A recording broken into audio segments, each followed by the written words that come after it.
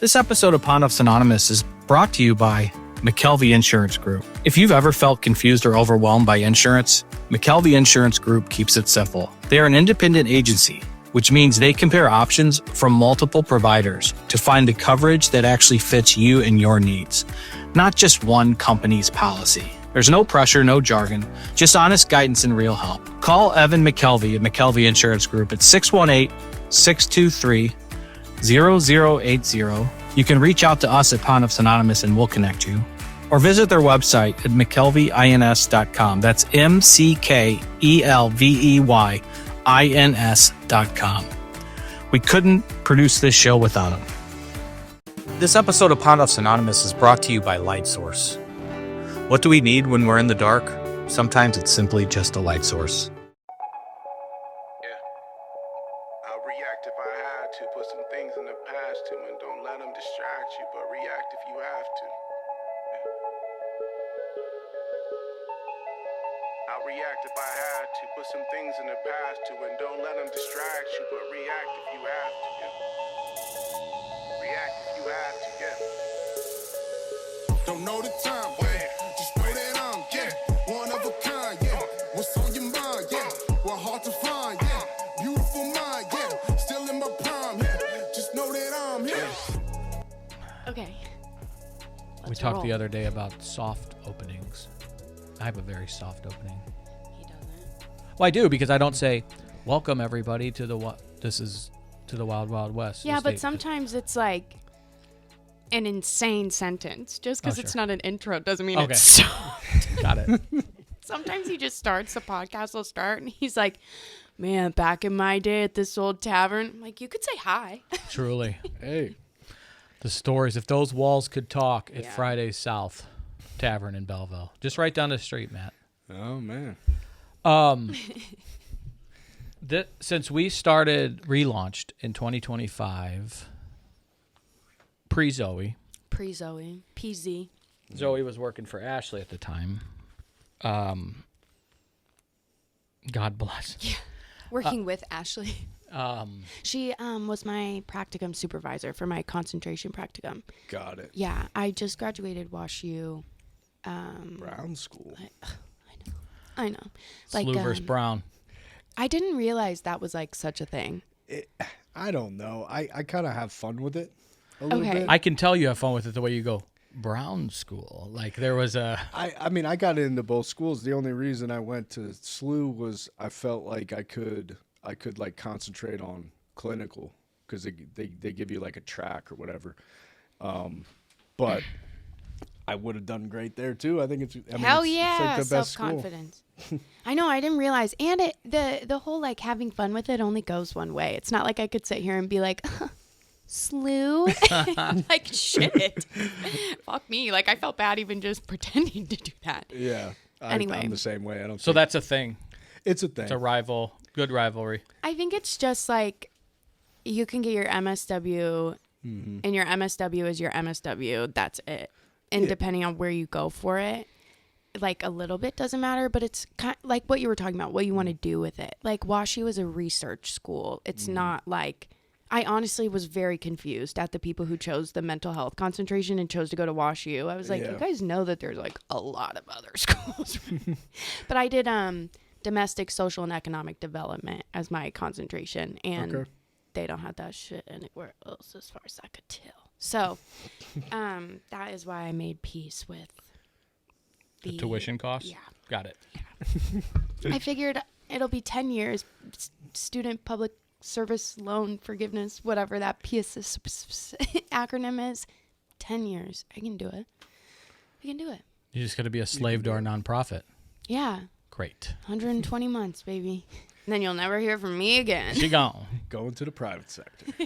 Since we started in 25, Matt, you have been on the top of my list to get on this podcast. Well, I'm super grateful to be here. I mean, yeah, I feel like I've heard your name so many times. Truly, it's great. It's wild. I fanboy you. Chaz, which you say taught you, fanboys you. That's funny. Jacob Miller fanboys you. I love all these people that you're talking about. I'm uncomfortable by positive things being told to me about me. Did Chaz teach you That's a Chazism right there too. I don't know. I kind of think I was born with that. You're gonna hear some of that today. Sure. You know, but it's one of those things where like the way that I live today, that it's reflected back to me by some of these awesome people. You know, it's pretty cool. But it's not something that I'm like, oh yeah, I'm the man. Well, you know? yeah, it's better when other people say it, but lean in. You are the fucking man, and I'm so honored to have you. Honored to hear your story in depth. We can pack a lunch on these podcasts. So, and I got you for a double. So he's gonna back to back. Stay for the next show. Yeah, he's gonna join us on Needed to Hear That. So I was on Needed to Hear That once, and then they asked me to leave the room whenever they record. They didn't even put the camera on me. Well, that was there wasn't. It's okay, Chris. Wow, she's a tough day. She's always having a hard day, and she's coming I'm guns having blazing. a fine day. Don't listen to him. hey. Well, the truth, we'll talk about that. That was not supposed to go down like that. I'm sorry that. It's okay. We love you. No, it was a joke. Oh, okay, good. It was funny because you're the only other one that's been on like both. I'm pretty sure. Oh, cool. It will be the. But you're a boy, so of Right, course here we they're go. gonna. Hey. Yeah. Yeah. Anyway. After we record this, Zoe's gonna clean and cook, and while yeah, and then you guys get done from your long hard day, and I'll have dinner ready, and then I leave. You guys don't even have to be around me. not a bad, Dude, not a bad little that's point. not a bad situation, but thank you for your service. You're Yeah. welcome. You know, 'cause- And Matt, your wife's not gonna listen, right? Because we might get in the doghouse here. Oh, don't No. worry. I don't cook or Truly. clean after men. No, my wife knows exactly what I'm doing right now. Your wife's name Taylor? Amber. Amber. Okay, Taylor's your. She's my director of operations. Got it. That's okay. And I met her at the music bingo. You did. You met Taylor at Music Bingo. Yeah. You were invited to music bingo, Zoe, but that was the day we had the car wrestling fiasco, if you will. Yeah. It was, but it was for Shelly. We went. You remember Shelly? I love Shelly. Yeah. She comes to drug church. She was at Easter. Yes. Yeah. Yeah. Shelly's son Nick passed away after getting clean and sober, but he was at your.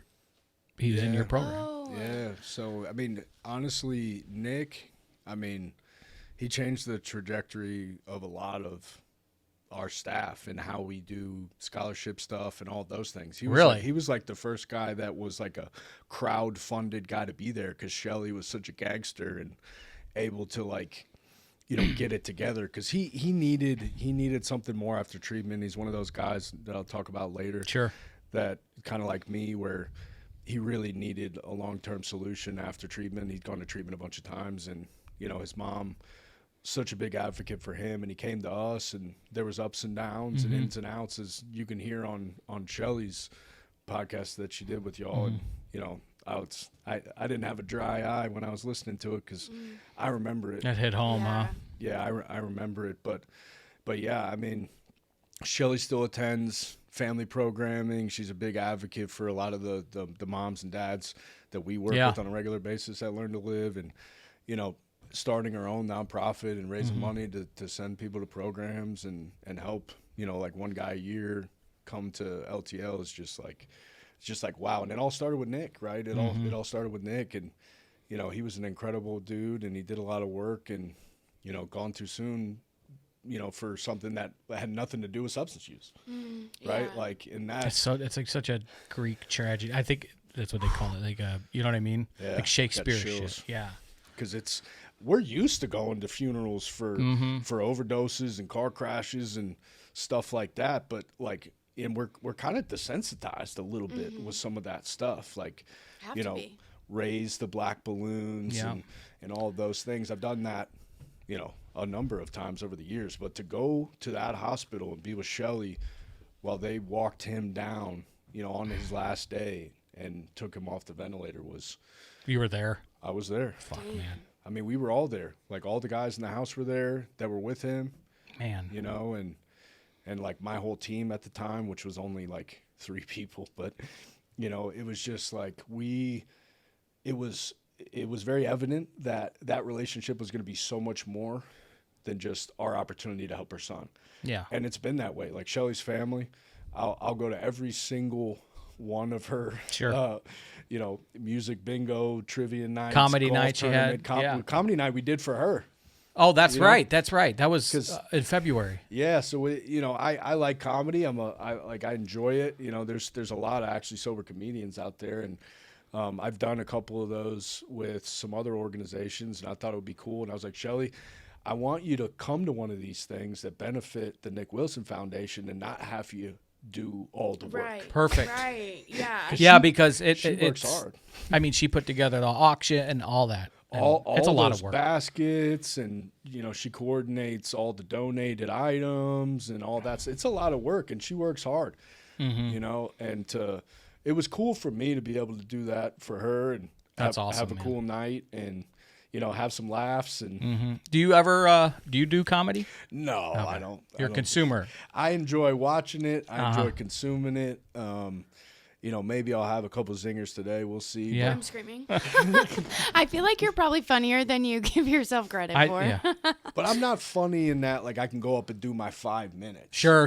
I'll tell a story about some crazy stuff I did, or I'll tell some funny stuff as it comes up. But I'm not like, I can't like prepare my type 5. I feel like a lot of people that try also can't. So you're good. Well, it's fair. It's a real art. It We is. had I've been to a few comedy nights, but like at stands, like after the like actual comedy open mics, Well, they improv. used to like go to this like dive bar, and it was just these like same 4 dudes that were like telling horrible jokes, and it Are was you just booing? me and Oliver. nice It's just how No. you- girls in the city. We're the only ones there, and it's like I can't will myself to laugh at something that's not funny, especially at 10:30 p.m. Ooh. And so it's like they're telling jokes, and Meds me and are worn Oliver off. are just sitting there like, Yeah, we're trying. We had Rafe Williams on from the Point. hilarious. I actually, so when I was on the Young Professionals board at Prevent Ed, we did a comedy night for them. First time they did one, and Rafe headlined it. Nice. Yeah, he's really funny. So I think you could do some comedy. I thought that's what the show was. Oh yeah, that's right. That's what you are the number We're 2 the in this comic number. relief. I So do. when we get in here, we're gonna start crying and stuff. Like, Yeah, and I don't cry, so so you guys can really let it rip. The 6 o'clock will be here in 21 minutes. I already took my Okay, medication. good. Yeah. Well, I want to go to the comedy night. I used to go to the comedy club in high school. They'd serve us, and it was actually kind of a nice like date night. You'd take a girl, and if you're getting served at 17, you're kind of fucking baller, and that's what they think. yeah, exactly. At least the girls that I was going Yeah, after. okay. But the key on nights like that is you got to be careful because they can. The comic, if he like locks eyes with you or she, and they start crowd using work? you, become the fucking material. It Yeah, can a go, 17-year-old and then a comedy club. oh yeah, you got hair on your balls, big guy. Well, how old are you? And I'm like, Oh man, when I was that's what in your the- ID say. I'm like, "What, fuck off! Like trying to have a Yeah, drink. exactly. You definitely don't want to sit three rows from the front where they can see you. They you get know? you They always get me. I stick out in the crowd. I'm the redheaded because the guy. ginger. Yeah, I went. There was this sober comedian and I can't remember his name off the top of my head, but when I was in the sober house, we would go and see him, and he would get me with the same blowjob joke. I'm screaming. About like does the carpet match the Oh, got drapes it. Yep. situation? You can use your That's the redhead. imagination. That's a go-to. Yeah. And he after every Low blow. time he was like, man, Matt, you're just like a stand-up guy. I really appreciate you taking that hit or whatever for some laughs. And I was like, hey man, I get it. This, it's all good. But Sure. But yeah, I try not to sit in the first 3 rows. But at that night, I got to sit in the front, so I know I'm going to get talked to at some happening. point. They're coming for you. Yeah, exactly. Maybe you can get some new material. Yeah, But that is low hanging fruit for the redheads for sure. a little bit. And yeah. it's easier. If it's a guy comic, he could get. It's a little easier getting away with it with another fella Yeah, exactly. than some redhead. Yeah, crazy girl sitting in front. Not that all know. redhead I'm women glad are that crazy. this is like a loose format. I can just be loose with it because I definitely couldn't say that on some of the podcasts I've gone on before. This is the whole Yeah, welcome. fucking shtick. Welcome. Hey, I feel Let it comfortable already. Chaz likes a more serious vibe, so needed to hear that'll be a bit more serious. But I we could do let it that. rip on this show. You And have to. let's start at the beginning. Where Okay. you were born in St. Louis, I was. but you didn't really grow up here. I did not. Moved out to where? Richmond, was it? Richmond, Virginia. Richmond, yeah. VA. Whoa. Yeah, long way. Yeah, so, Great NASCAR track. yeah, sure if I you don't have a whole lot of memories beyond drinking in the parking lot. Got it. At those things, but, being born here was cool. Like, I grew up a Cardinals fan. I followed them, through all my travels Okay, over sure. the years. Had a lot of good, positive memories with St. Louis. But when I was 8, my dad got a new job, and we moved to Virginia. And I told my classmates, and they were like, "Oh, have fun in West Virginia." Like that's gonna be cool. Like there's Virginia, West Virginia is a different place. And You gonna be a coal miner? Or? it's I almost was. You'll hear. Oh shit. Yeah. So it was the business that my dad was in actually. Really? Yeah. So he worked for a company here, and then he got a new job there.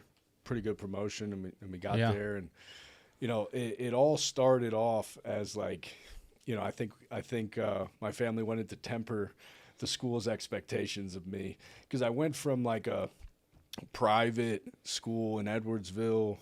Okay. Trinity Lutheran. Don't know if it's still there. I know there's Metro because I grew up. So you were in Edwardsville the 1st couple. All right. I grew up over here in Belleville, so Yeah, not too far, but anyway, I go from that to like supposedly one of the best public school systems in the state of Virginia. Okay. And so my mom was like, maybe you should think about staying back a grade. Oh, And so How old were you? 8? yeah, I was like 8. I was going into And you're like like second grade. yeah, so I had it was one of those things where like they were trying to figure out what was wrong with me, I guess. And I always I would get pulled out of class and go to these reading things, and I was like, I don't know what this is, right? And then we go to that school, and they didn't know if I was like skipping lines because I needed glasses or I had ADHD or what. And back then, when you would get looked at for ADHD, if you could sit still in a room, yeah. they wouldn't give it to you. But I Yeah. definitely had it, right? Every girl ever. We're like, we're having a hard time, and they're like, you do such a good job staying in your seat. Yeah. You just talk a lot. Yeah, if you're compliant, and people liked me, I got along with people. Hell yeah. Like I was cool. I just really struggled with the work, Yeah, Right. because it wasn't made for you. It wasn't made for you. Yeah, so I could sit in my chair, but I'd be sitting there like, what are we talking about? So ADHD inattentive. yeah, so I had that. You two are gonna bond. You're real. I had that, and so I kind of, went into school, and I knew, or what I thought about myself was that, I wasn't real smart, and I just didn't really like myself all that much, and that was kind of the theme that I talk about when I talk about my childhood, Yeah. When do you like? How old were you 8 when you started not liking yourself, or was it a couple years older? No, it was later than that. I didn't really start looking at that stuff until like I was in middle school. Yeah. And, started to. I think I'm framing it because I love my 12-year-old son. 6th grade was and they have 6th, 7th, and 8th is a different school than middle K through school. 5th. Exactly. Yeah. When I went to school here in Belleville, I went K through 8, and they called it was just junior high, which was 7th and 8th. They did, but it wasn't really a separation. Got it. So I've been navigating. So that's why that's why I asked that question. And sorry to do my own homework on your. No, but this is it's helpful. all good. I come into elementary school, and it was an adjustment. Yeah. But I still made friends and made the most of it, and liked where I lived, and it was all cool. And then Did you play sports? Yeah, I love to play sports. I played Fucking scratch baseball, golfer. Basketball. I like to play golf. Not a scratch golfer. I don't But- know what that is. But I'll He's play. really good. He's downplaying it. Oh, No, if you great say job. so, they I'm actually a 10. yeah, it's like a 10 on a good day is Out of It's just it's infinite, Yeah. really. You'll have to go. You'll go potty. You go up. But yeah, I mean, I grew up playing sports and liking it and all of that. I was probably the best at tennis. Really? I had some promise playing tennis, and middle school is when I started to kind of focus on that. And Number 1 JV, at least. I was a fucking. My hockey coach told me I had to stop. It's not about you. I know. Fuck. But no, that was kind of the thing. And as I was kind of going into my high school years, I'm playing that, but I'm also like, kind of anxiety ridden, not real like happy with my outlook on myself, right? And then I go into high school, and then I'm older. Obviously, I was held back. So you were held back. Yeah. So freshman year, I got my license in a car. Nice. At 16, and You were a 16-year-old freshman? Probably second half of freshman. second Yeah. half of freshman year. Yeah. Real quick on the holdback thing, because you had asked. I have heard parents do that if they move because we're closer in the same age. I'm a 2002 high school graduate, but 42. Going from like a Lutheran small town private school one-on-one attention probably. to a public school, but even the education in the public school, it's a big adjustment. Yeah, it at wasn't 8. that big a deal, but it was just something I remember. It Yeah. was something that made me feel different. Sure. My mom was a early childhood education specialist in a lot of different roles, but she held very firmly to the fact that she thought all boys should do kindergarten twice. You've said that a couple times. Yeah. So when you're like, it's like a lot of, regardless of like switching schools or whatever, it's like something about that is sometimes just harder for guys. Fuck, when I went to kindergarten, it was AM. You didn't go even a full day. It was an AM or PM. I think I was a PM, so I went like noon to 3. But the AM class was like 8 to 11, and it wasn't even a full day. Thank God. I'm screaming. My kid was 8 to 3. Fucking childcare, man. But like they don't tell you that stuff when you're in second grade, you know? Like they're not like, yeah, a lot of people it's normal. It's like, you're struggling, so you should think about if you should. Yeah, and I think it was one of those things where it was like there was actually others, like there was a few subjects that I wasn't being taught. Yeah. And they were like, maybe you should consider And this. it's all you. And it's like, I was not supported. Yeah, I was like, I didn't know any difference. Sure. Yeah. And I think that's where parents are like, well, it might be best because you feel, I've heard that before I think from they that did transition. the right thing. Sure. Right? Yeah. Yeah. This I isn't think- a shot at them. Yeah. No, not at all. I think looking back on it now, like I think they absolutely did the right thing. I think I was absolutely not ready, and at the time, like there was a big difference between like what was second grade and what was third grade, right? And so Charlie's hardest year with that, he made the biggest step forward that summer going into third, but he'll even tell you second grade and sixth is hard, but that was a big deal for him. And I keep identifying him to how we were talking before the show started on this medicine thing. We can go down that rabbit hole a little bit later. We will. But yeah, and I wanted to tell you about it too, but it'll come up naturally. Okay. But yeah, I mean, the moral of the story of those like several years going into like 8th grade was like I was pretty good at tennis, trying to figure out where I fit.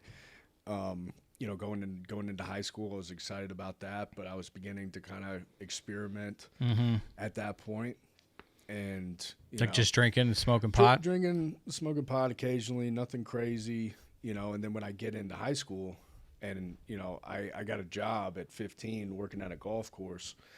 And That's a lot of swings. Now It's fun. here comes. and so here you go. But it's also like He rolls out of socially bed as a 10. acceptable to drink and smoke weed Yeah. and have some debauchery on the golf course at however early in the morning. So I'm working there. I'm loving that. I'm going into high school. It's like a dream job for kids that the love best. golf at that age, for Yeah, it was sure. the best. I could play golf. It for sounds free. fun. Like I'm outside and I'm Banging the cart girls, you know what I mean? Yeah, well, So your story. none of that, none of that. But definitely, that kind of put the beginning of my use in overdrive from, occasionally having a couple of drinks to, drinking most days that I'm working. I'm smoking weed almost every day. right? And I get this car before all my buddies, and so I'm driving us around and we're doing all this stuff. And one night, I always tell this story. There's this girl that I really liked, and I was trying to impress her, and there's this other guy who had this car. I had a Saab 9.3. Okay. I know you know what that is. Not You filling probably have in. No idea. It was a manual. Oh, there we go. Oh. So Fast and the Furious was real big. Yeah. So I thought it was fast. It really wasn't. Sure. It was kind of a funny looking shoe-looking car, hatchback. I thought it was the coolest Can't thing stuff ever. a lot of friends in that. Yeah, exactly. So I'm I want to go meet up with these people. So we go to this like abandoned. Well, it's not abandoned, but it hasn't been developed yet. Neighborhood. Oh, Right. okay. So Okay. there's a road. Like a subdivision, new New subdivision vibes. subdivision. Right. So Totally get it. they've got the road done, but no houses, nobody's Yeah. around. So we're gonna race. Right. It's perfect. And so I got some weed in the car. I had a couple of sips earlier in the day. Wasn't like drunk, but like I was feeling okay. Right. Right. And A so I was liquid like, fuck courage yeah, too, dude, yeah. We're gonna race. And so we Enough pull to up. make that seem like a good idea. Oh yeah. Yeah. So he had like an Acura Integra, and I was like, my car's way faster than yours, bro.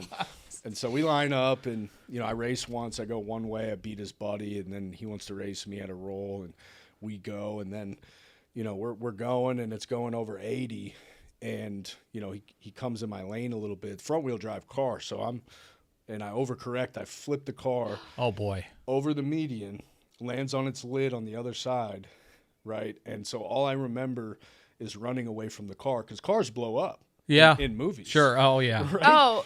Oh my God. Every movie scene ends See with the what car. I'm saying, right? Yeah. I mean, I didn't consider it before this moment, but you're right. But it was just honestly like a trauma response. I wrecked this car. So I'm you're a like, flight. holy crap.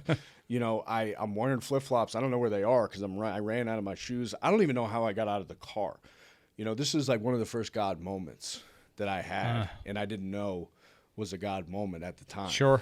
Because the thing that made Still me thought you were invincible. Yeah, I mean, the thing that made me cool is sitting right there. It's a tin can. It's nothing, The thing that gave me freedom is all messed up, and like my parents showed up. My dad's like he's looking at the wreck. He's looking at me, and he's not happy, and so I basically get grounded for the rest of my your life. After Yeah, that. yeah. That's a mixed know? emotions as a parent. Like you're raged, but so fucking grateful that you're standing there and alive and unharmed.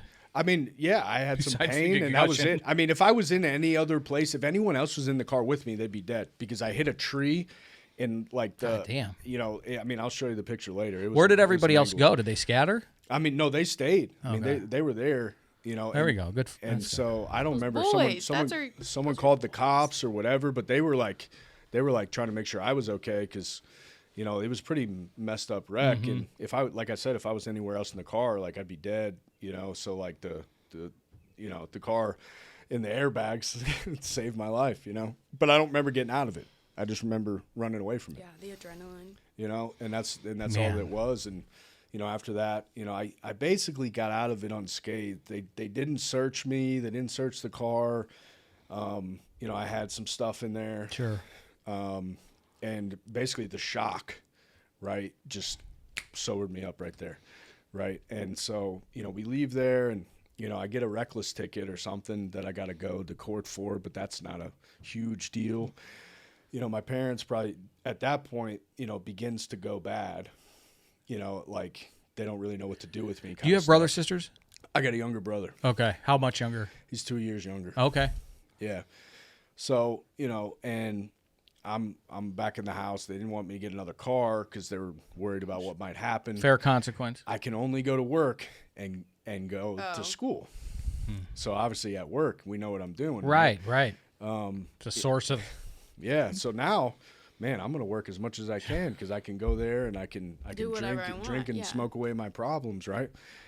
And, after that, I really got into I had a bunch of joint pain. It was weird. Right, they didn't really know what was wrong with me. They thought I had Lyme's disease. Oh wow! I'm going, and obviously I can't play tennis like I want to because I'm in pain. So it's substantial pain. It was substantial pain. Like I was limping around. It was no joke. And And, you know, finally went into a rheumatologist and they were like, Matt, you have lupus, Whoa. you know, and lupus is like an autoimmune disease Yeah. that a lot of like middle-aged women get, you know, kind of attacks your joints and it definitely does. It's like inflammatory to the max. Like, yeah. I mean, it's not a fun situation, but like, you know, I'm a teenage boy right. going into this clinic, getting blood work done every month. You know, I'm taking naproxen, which, you know, 500 milligram of leave. yeah, some crap like that. So of course I was beginning to look for other options. Naproxen doesn't do shit, man. Yeah. Give me 4 ibuprofen.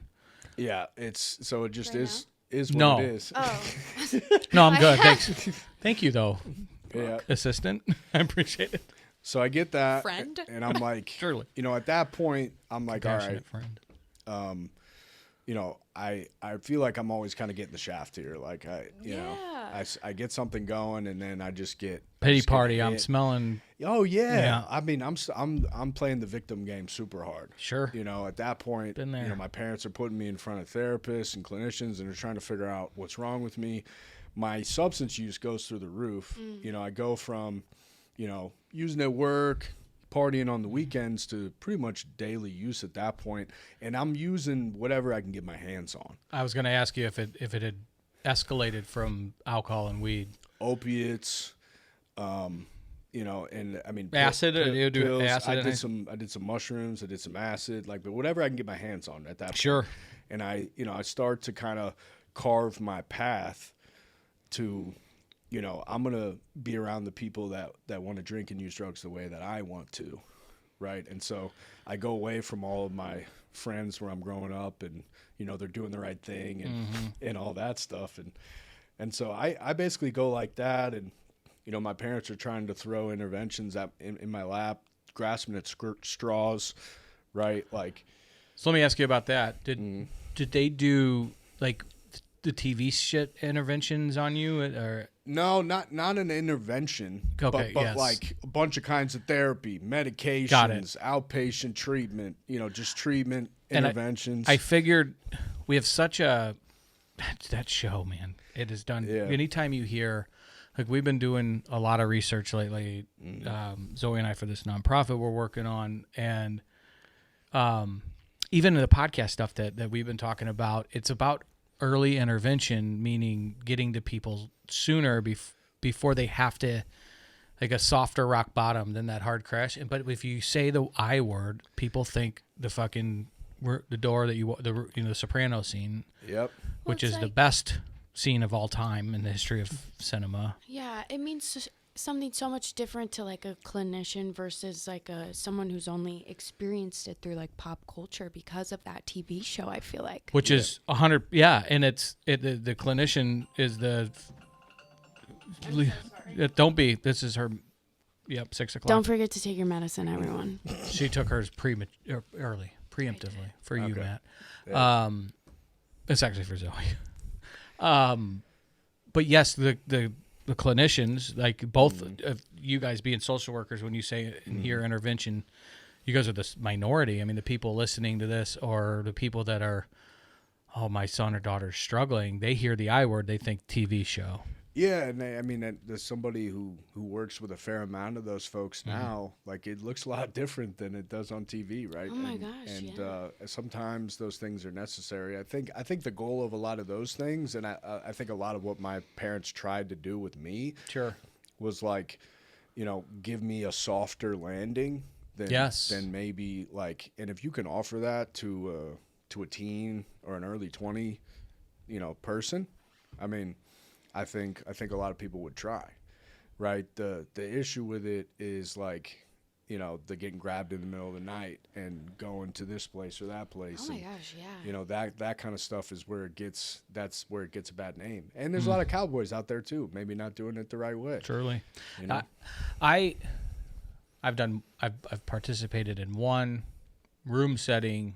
Guy walked in, and I hated every second of it. And I was asked to participate, and it started feeling wrong as soon as I saw his truck pulling up, because the ruse was he was going to help somebody with something. And I'm like, we're starting this off on a fucking lie. Yeah. And then we're going to say, now listen and trust. And I understand it has to happen sometimes, but that was like, man, this just isn't. And it didn't work, by the way. It was a disaster. Yeah. I like the approach that's more like a motivational interviewing approach, right? Where you approach someone maybe multiple times and, you know, try to get them to find some clarity about where they're actually at, right? Sure. And maybe if they have any willingness to change that, right, or do something a little different, you know, like I like that. Yeah, I mean, then that's an approach that's pretty widely used. I mean, you know, the surprise one, you know, is used, I think, but it's the only one that a lot of people know Right, as far as right. modalities for interventions. Because of, yeah, I mean, it's Because of the like an TV show. ambush almost. Yeah. When I was talking to some moms recently, and I had asked, I said, it was their son or daughter, and I was like, my question is, do they say I have this disease? And they're like, you know, I don't know if they say it, or even if they said it, if they'd believe it. And that's kind of a gauge on where we're at, because to your point, like in those motivational interviews, if you get somebody to say, yeah, this is not working, I do have this, that's a big fucking, that door cracks open. Well, and it could just be like, hey, man, I don't think your life's going the way you want it to go. Sure. You know, what if there was a way to try to figure out maybe some of the issues that you might have? Which like makes so much more sense, because it's like even just going from like we as in like you and the person struggling, rather than we as in like everyone who cares about you, we are worried. It's like someone struggling is still isolated. Like, what about that makes sense? Like, Yeah. And I do think there's a time and place for like families' letters and some of that stuff to organize your thoughts and let you know how I'm going to love you, but I might love you differently. Sure. Because I can't watch you die kind of stuff. Yeah. You know? But I've seen it where it could be really, really powerful, right? And the person can feel really touched. I mean, I got it from Brooke, my younger sister, 10 years younger than me, and it absolutely changed. It planted some seeds that got me to treatment. From Brookie. It was more of a conversation. It was a conversation, and then a text. She in person, and then there was communication about it. I mean, basically saying, "I need somebody to walk me down the aisle because our dad died," which is had me sinking even further. But that conversation, it wasn't a movie scene where she said it and then I went to treatment, but it planted big fucking seeds, and the seeds started really sprouting pretty quickly. Yeah. Poked a few holes in Bingo. there. And a lot of times, like, we don't know when we're in it how we're affecting our behaviors, affecting other people. It had I had myself convinced that I was only hurting me, right? And, you know, you couldn't convince me otherwise for a long period of time. And that's all we kind of justify. We're like, well, I'm not hurting anybody else. And fuck myself. I don't care if I hurt myself. Well, and that's kind of and I talk about it's kind of like the addict or alcoholic superpowers. We could convince ourselves of anything. We could convince ourselves that living in a car is normal. Right. It's not that bad. You know, we can convince ourselves that like waking up and drinking 3 shooters to go to work is like is a normal thing. Like, you know, everybody's doing it, you know, and it's like, as we know now, like it's not that normal. No. You know, and it's And not. there's a reason it's not. Exactly. But it takes a little bit to break down those barriers. You know, we have a disease that tells us we don't have one.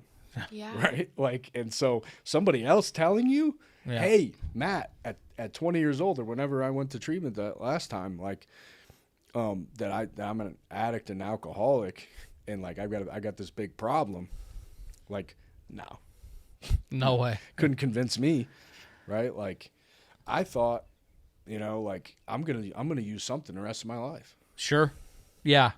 I identify with that so much when the thought, I mean, I checked into treatment saying I was going to get to a point where I was just having Coronas around the pool and barbecues. Yeah, drinking like a gentleman stuff. Right. You Okay. know?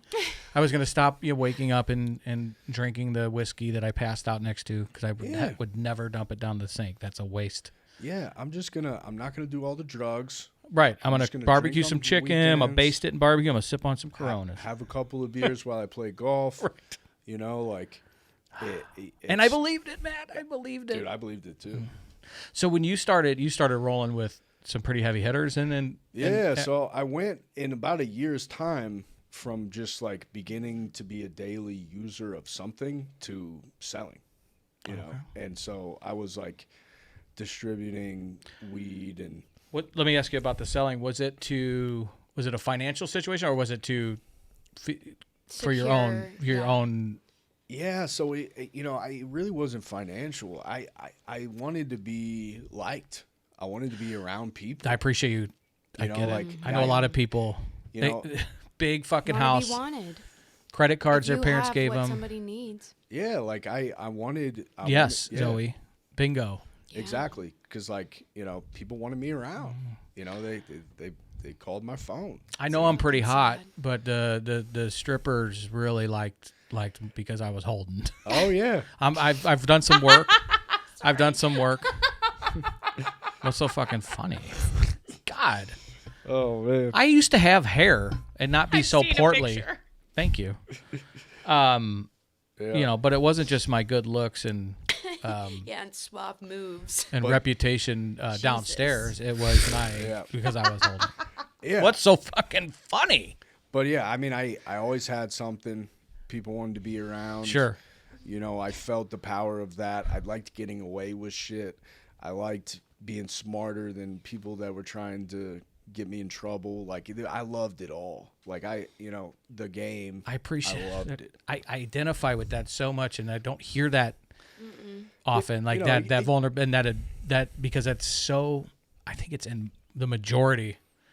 People in high school that start selling drugs, it's not so they can feed their families. It's No, I mean, the for money, all the reasons you just named. the money was cool, but like, Sure. it's one of those things where like I didn't really make that much money, to be honest with you, because I was using plenty of it. Snorting it up, yeah. Like I had people paying me in oxycodone.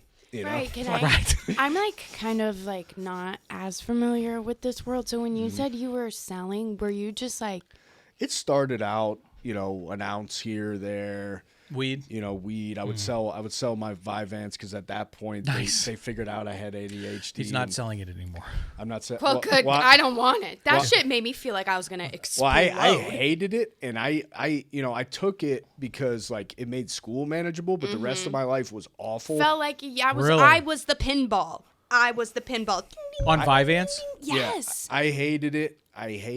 And like I could pass tests and I could go to school and I could pay. Being good at school is not fucking worth it. And I didn't like it. Let me ask you both this. Yeah. So how long ago were you on Vyvanse? Or did you That try was the it? first ADHD med they started me on because they said Adderall was too addictive. You said the so same you thing gave to me. me like Really? the mother of Adderall? Like holy Yeah, shit. so it was They're relatively. prescribing But Vyvanse for weight loss. Well, and it you worked a don't lot eat. better for that than I it was did. skinny as a boar. Sure. I'm know? screaming. Yeah, I passed out 3 times a week and a half after I started Vyvanse because everything was so low. My resting heart rate was 175. It was insane. But people love that shit. People want to feel People want that. that speed, and that's not the kind of speed I wanted though. I loved cocaine. Sure. Right, like because that was fun. Right, but this was something where, like, for somebody that has the ADHD, it just feels like you're in a freaking cage. Especially when Really? it's the ADHD inattentive or at least that combined type. It's like I don't have the physical that I feel like Vyvanse helps. It's like I'm pretty sitting steady right now. Sometimes I need to get up, shake my leg a little. Yeah, but you're like, not. You've said that before, and I've noted you're not like this fidgety. And I can sit here and, like, I'll go in and out of conversations probably several times, but I'm smart enough to keep up with what's going on. Some part of my brain has been listening while I am thinking about something else in depth. You've mastered that. You both are very good at it. Pretty much, but, like, in a classroom setting, like, when you're not interested in what you're doing, Or even if you are, you're sitting down in a chair that is not comfortable, and you have to pay attention. Like for 8 hours. oh In my fact, God. I love when you can know like the what other the day fuck with is the other day going with on. Wellington when we were talking about bipolar. You were you were in the deep end of that conversation. Well, because until then it was like sports or cocaine, pretty much, and like I mean, like I can We'll get get down into with that. grief. I'm familiar. Give me I can that get down trauma. with ADHD. I'm familiar, but like I'm too scared to do hard drugs. Good. Yeah, that's a good thing. I mean, both of you, spoiler alert to those that are listening, have gone to like prestigious universities and gotten, which you've No sat, Vyvanse. you've sat through Yeah, no violence. classes and got through it and graduated cum laude shitty maybe, but you graduated. I mean, that's what my old man always said. I got that. Yeah, well, I mean, it's one of those things where, like, and my mom thought if I could just take my medication, and not use these drugs, that I could be a contributing member of society. And You're like, Mom, it made it worse. Like well, you don't know. with all the shit that happened to me, I was like a shit show rolling downhill at that point. The medication was not going to help anything, and I was on a bunch of other stuff too. I couldn't even tell you. Your baseline was nowhere to be found. Yeah, my mom was giving me these drinks, because like maybe it'll help me focus. I don't know, some juice. Sounds like Elaine. She's always trying to get me My lion's mane. my or mom is a something. saint. Hell I yeah. feel Right? for her, Matt, because like That's how my mom is too. these and this is I think why you're so good with parents. They're due to try anything. They don't know, and They don't know what they don't know. Sure. And a lot of what they try is like, it's like logical. But to help people like us, a lot of the work is counterintuitive. especially like, for a mother. exactly. Like I'm threatening to kill myself on a regular basis. I'm like getting in fights with my dad. I'm punching holes in the wall. I was an angry freaking dude. Were you like those threats? Were you? Sometimes manipulative, sometimes Sure. true, right? So because I get this illness, I start using a bunch. I'm up and down. I've got this ADHD thing. I got lack of dopamine in the brain, so I'm taking the Vyvanse, but that's not helping. God, So now I'm just getting high Right. on whatever before I go to school to make school manageable, right? And I'm playing tennis too, believe it or not. I make the team, and our team's really good, right? So, basically the story goes is senior year, we're in the state tournament, right? Okay. And, we're winding down school. And this last year, it's going to be a miracle that I graduate. Okay. Really? I'm leaving in the middle of the day. Like I'll go for the first few classes, but the moment my high wears off, You're gone. I'm out the door. So I was going to fail, chemistry among other things. And like, I was a likable guy. So these people would let me come in and make stuff up and stuff like that. So I was able to like get the grades, but the state tournament comes up and we get to go to Virginia Beach, and, me and a couple of the other seniors get to have our own hotel room in Virginia Beach. And the coach thought that was a good idea. Sure. So, I'm playing Friday. I'm not playing Saturday. So I've got a treasure trove of stuff that we're going to get into. We're going to smoke some weed. We're going to drink some Four Locos. The Oh my old kind. God. Oh, got it. Yeah. The old Not kind. that pussy shit. Yeah. You drink 2 of those and you're ready to rock. I drank an eighth of a Four Loko one time. I mean, those things, that was just to get me going. I'll drink a couple of those. Oh, yeah. We're built so different. We're built so different. So I'm drinking I get all this stuff. I'm like, hey, we're going to have a good time. School's winding down, right? And so, we're in our hotel room and we think we're good to go. So we're in our hotel room. We're starting to mess around or whatever, smoke a bowl, and They do room we're getting ready checks. to chill. Yeah, the coach knocks on the door. Oh, and he's shit. like, hey, They're guys. just making sure you don't have hookers in there. They're Yeah, not hey thinking guys, about how you anything guys else. doing? We're going to have a team meeting. We're like, cool, where are we going? He's like, we're coming in here. I was like, fuck.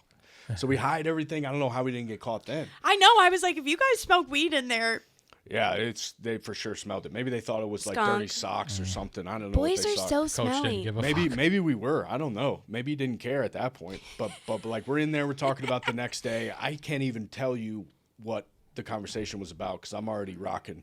And I'm just like trying to get them out of the room so I can drink more. And he's like, now we're gonna go for a team dinner.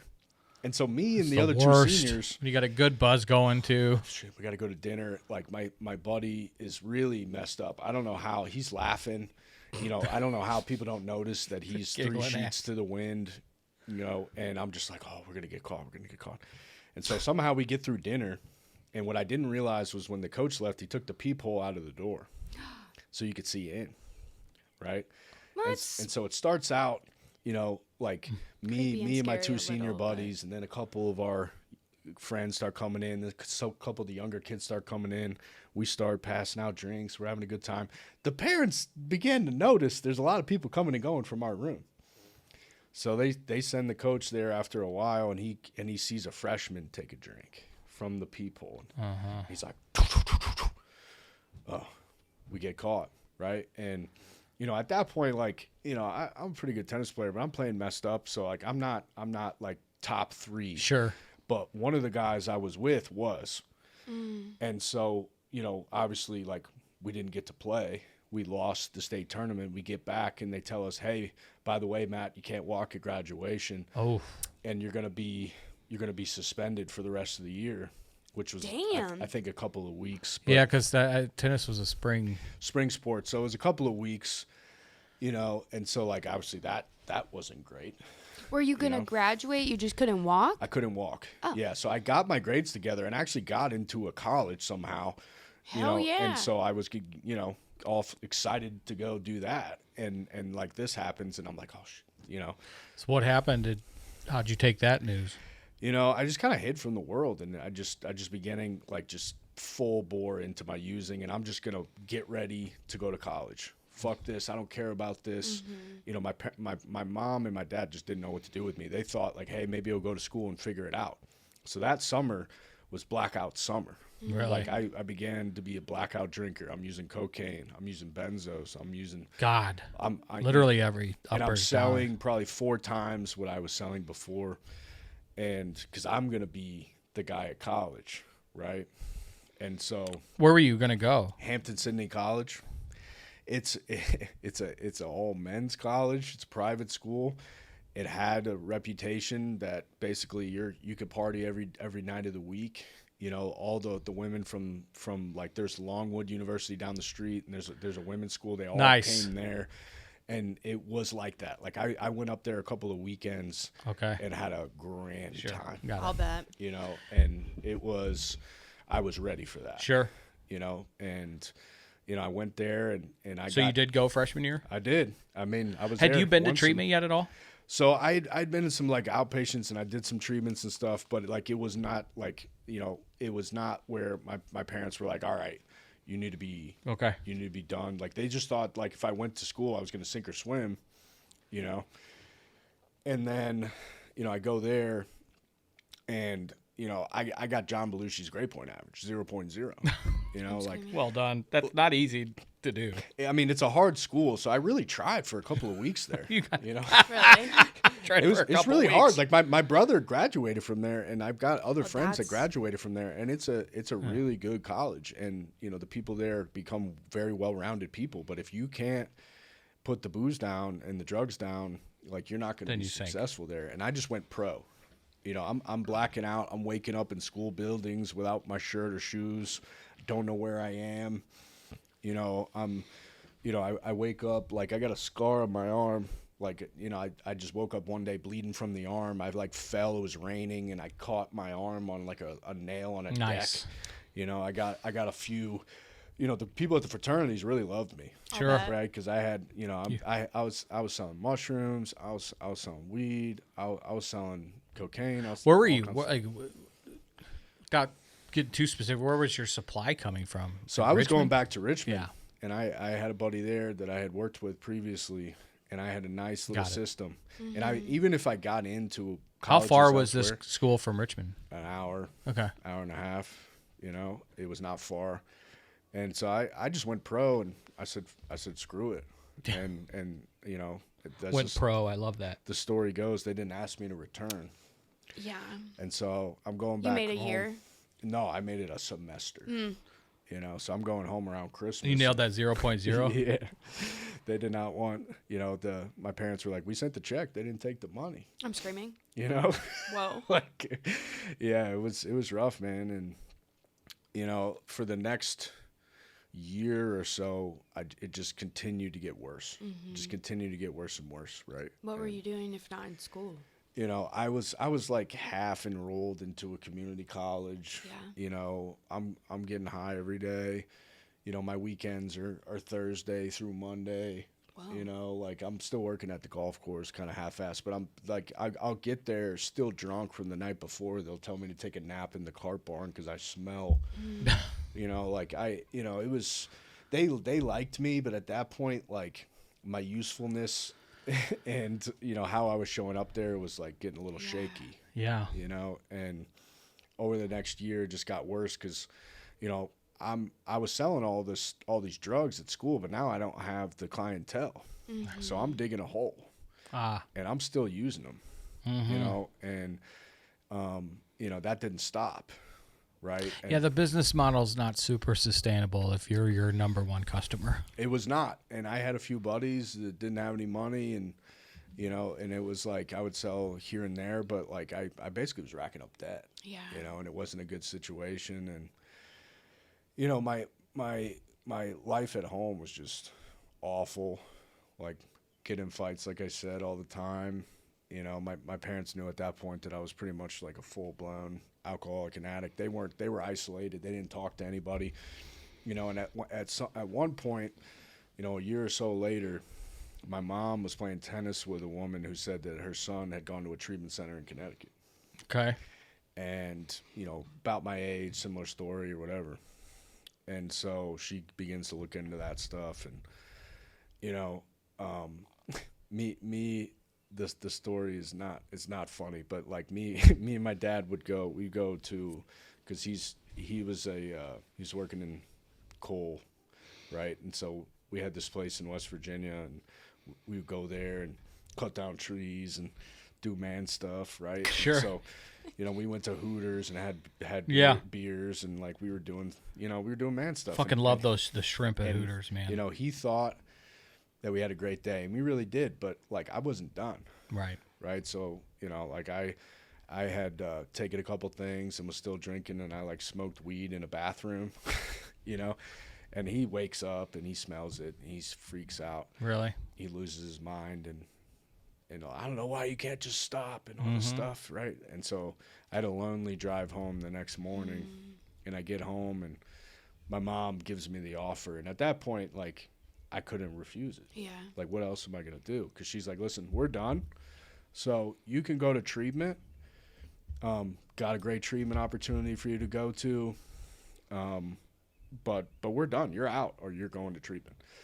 And so I was like, all right, I'll do my 4 weeks, you know? So I went to a treatment center. Well, she wanted me to go to this long-term place in Connecticut, but they required me to go to primary treatment first. And so I go in there, and it's a program in Maryland. And so, you know, the chef was good. We were hanging out. I befriended some girl, and you know, had a girl in my room. 13th step. And so I got kicked out of there. Oh. And so what I didn't know was my brother was getting shoulder surgery. My dad was like in a big like court case where he was getting deposed, you know. And so you know, a whole bunch of this stuff that had nothing to do with me was going on, and they were like, "Hey, you need to come get him." Oh boy. And so my dad gets out of his thing, gets in the car, comes to pick me up. We drive north. I don't know where we're going because I told the guy I wanted to go home and go to outpatient. Right, of course. But we're driving north, and it's January. And he ain't saying shit? He's not saying anything. Oh, God. And the snow gets higher and higher and higher, and you know, finally he gets on the phone with the guy. Okay, we're this far away, and the guy's like, "Hey, you're gonna want to eat before you get here because there's not much around here that's gonna be open that late." So we go to a KFC, and it's like the last meal. Original or crispy? Yeah, I'm an original guy. Me too. I'm an original guy. So you know, I had a 2-piece dark meal, Nice. you know, and a Pepsi or whatever, and then So that's a hard-hitting question it is. as a journalist. It is. So we get I'm there. so glad you're here. So we get there, and there's feet of snow. It's really cold. It's a negative number. And I get out of the car, and I don't have the warm embrace that I got the last time I went to treatment. Hey, we love you. Get better soon. You know, I've got this necklace that says never, never, never give up on it that they gave me. And no pleasantries. See you, son. you know. And That's so heartbreaking, man. and so I go in there and I'm like, oh shit, I messed up again, you know. And I was there, and you know, for like a month or so, I call home, hey, I did a month, I'm ready to come home. Nope, click. And so, okay, so I stay another month, and okay, I've got 2 months, ready to come home. Nope, click.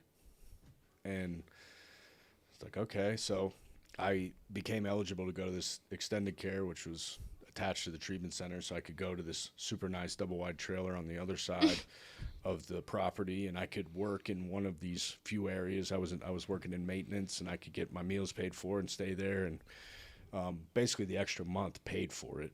Okay. And I'd get paid like $50 a week, you know, to do that. And you know, I did that for a few months, and same question, you know, no, you can't come home, but you know, you can stay up there. We'll support it. I'm like, okay. So, you know, at that point, I got 4 months sober. Okay. And I'm like, you know, all right, maybe I'll go to the sober house down the street. So, you know, they have a bed. I go over there, and I call my mom, like, hey, I'm going to go to the sober house. Can you bring up my car? Yes, we can bring up your car. So they bring up the car, and I go to the sober house, and, you know, moral of the story is I've been starting to feel better. That's so great.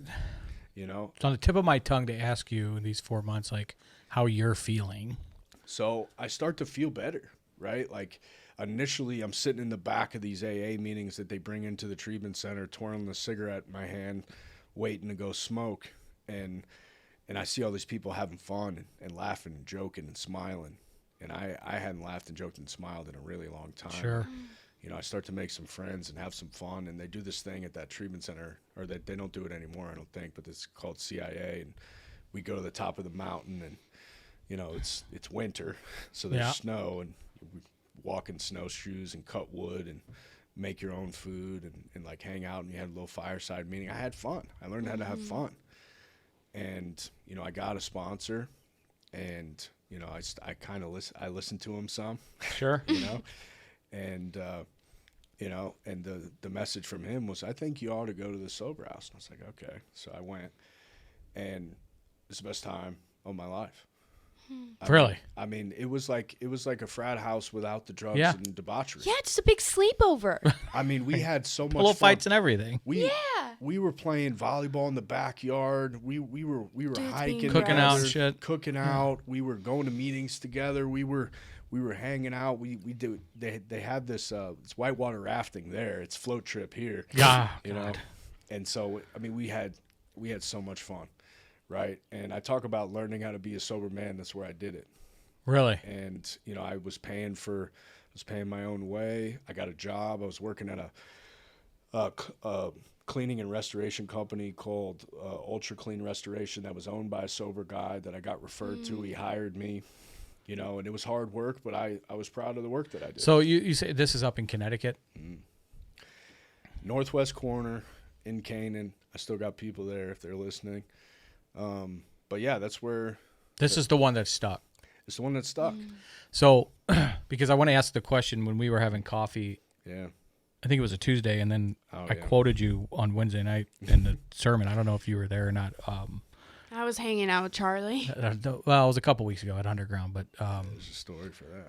yeah, I said Matt told me that night that if his parents never got help, he'd not be sober to this, or maybe even alive. You might have gone that far. Yeah, I mean, I probably wouldn't be here. Right. You know, and if they hadn't started listening to people and holding boundaries with me, like, you know, I would have gone home and continued what I was doing, and who knows, maybe I'd still be doing it. I don't know, but if they didn't get help, like, so I don't know if did I tell you the story about the Not on this show. So yeah, even if you Okay. told me or not, let's do it. So they had this old family therapist there named Bruce, and you know, he come down to the breakfast area. And I got a visual. talk to me. Right. He's You got just- he's got yeah, a beard. we got a he's visual. Really soft demeanor. He's a really nice guy. And I was like, hey, listen, Bruce, you seem like a nice enough guy.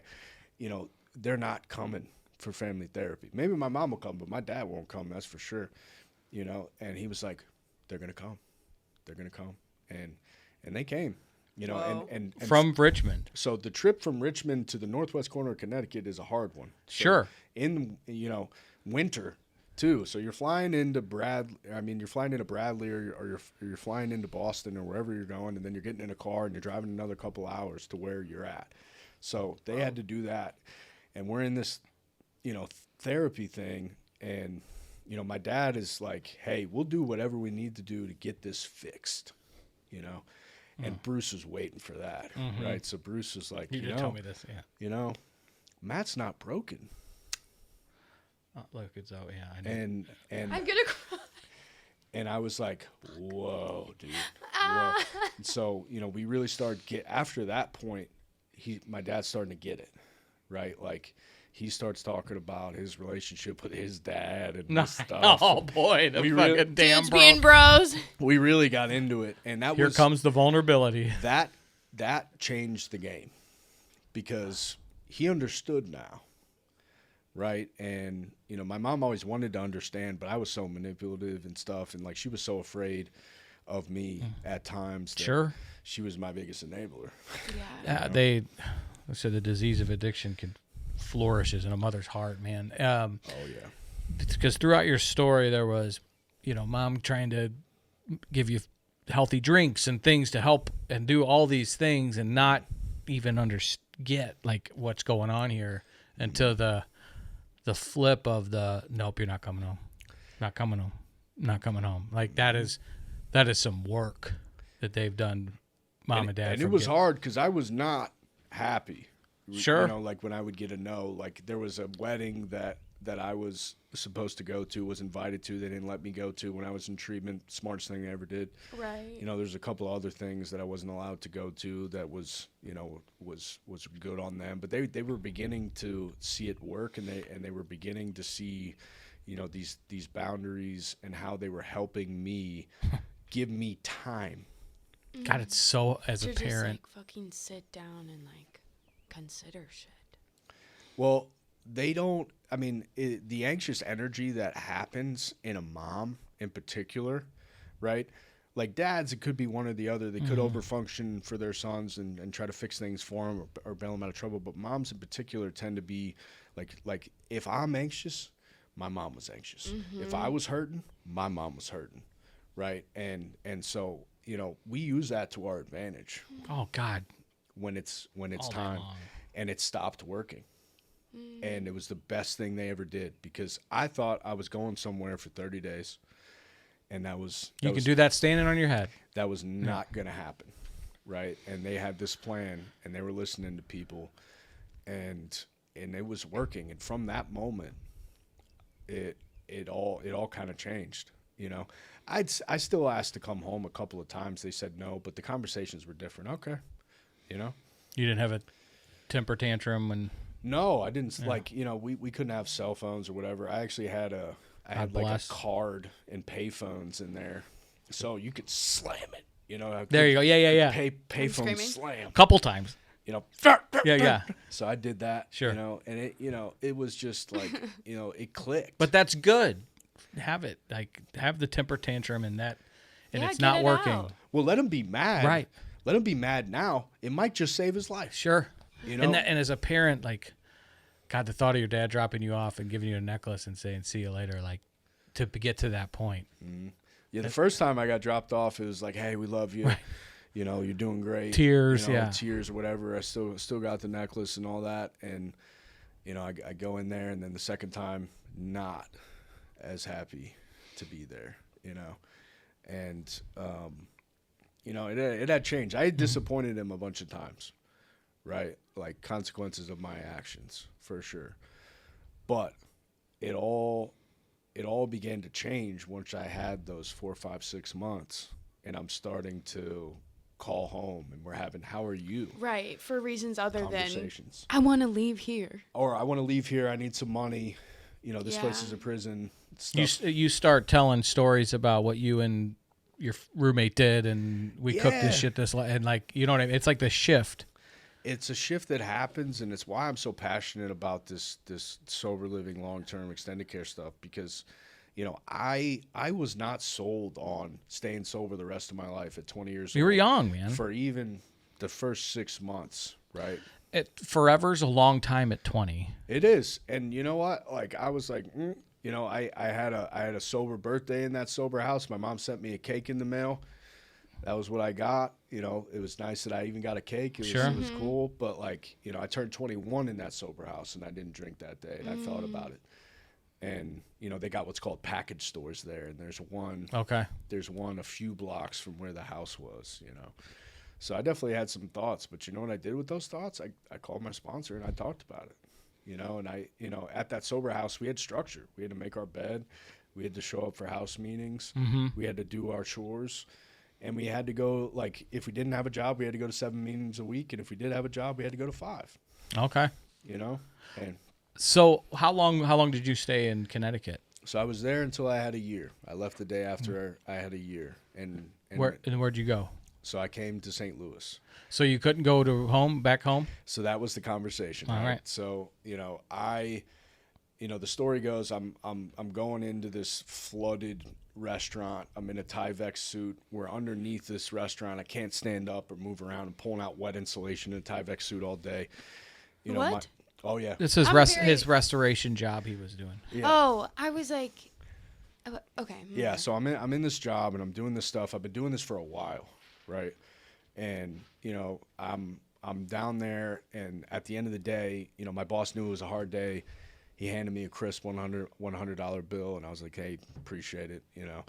On the way home, I called my dad, and I was like, "Hey, like, I don't care about coming home anymore. I want to go back to school." Like, do you think you could help me go back to school? And he was like, "Yes, but you can't come back to Richmond." So, I finished out my commitment at that sober house, and I got a year. My dad gave me my coin, and What was the commitment? I made a commitment. Okay, I didn't know if it was mandated. Yeah, it wasn't mandated. He required people to stick to what they said, and I said that I'm staying till January 3rd, 2012. He who? The guy running Got the it. place, Josh. Got yeah. it. And I did. Cool. And I mean, did that feel good?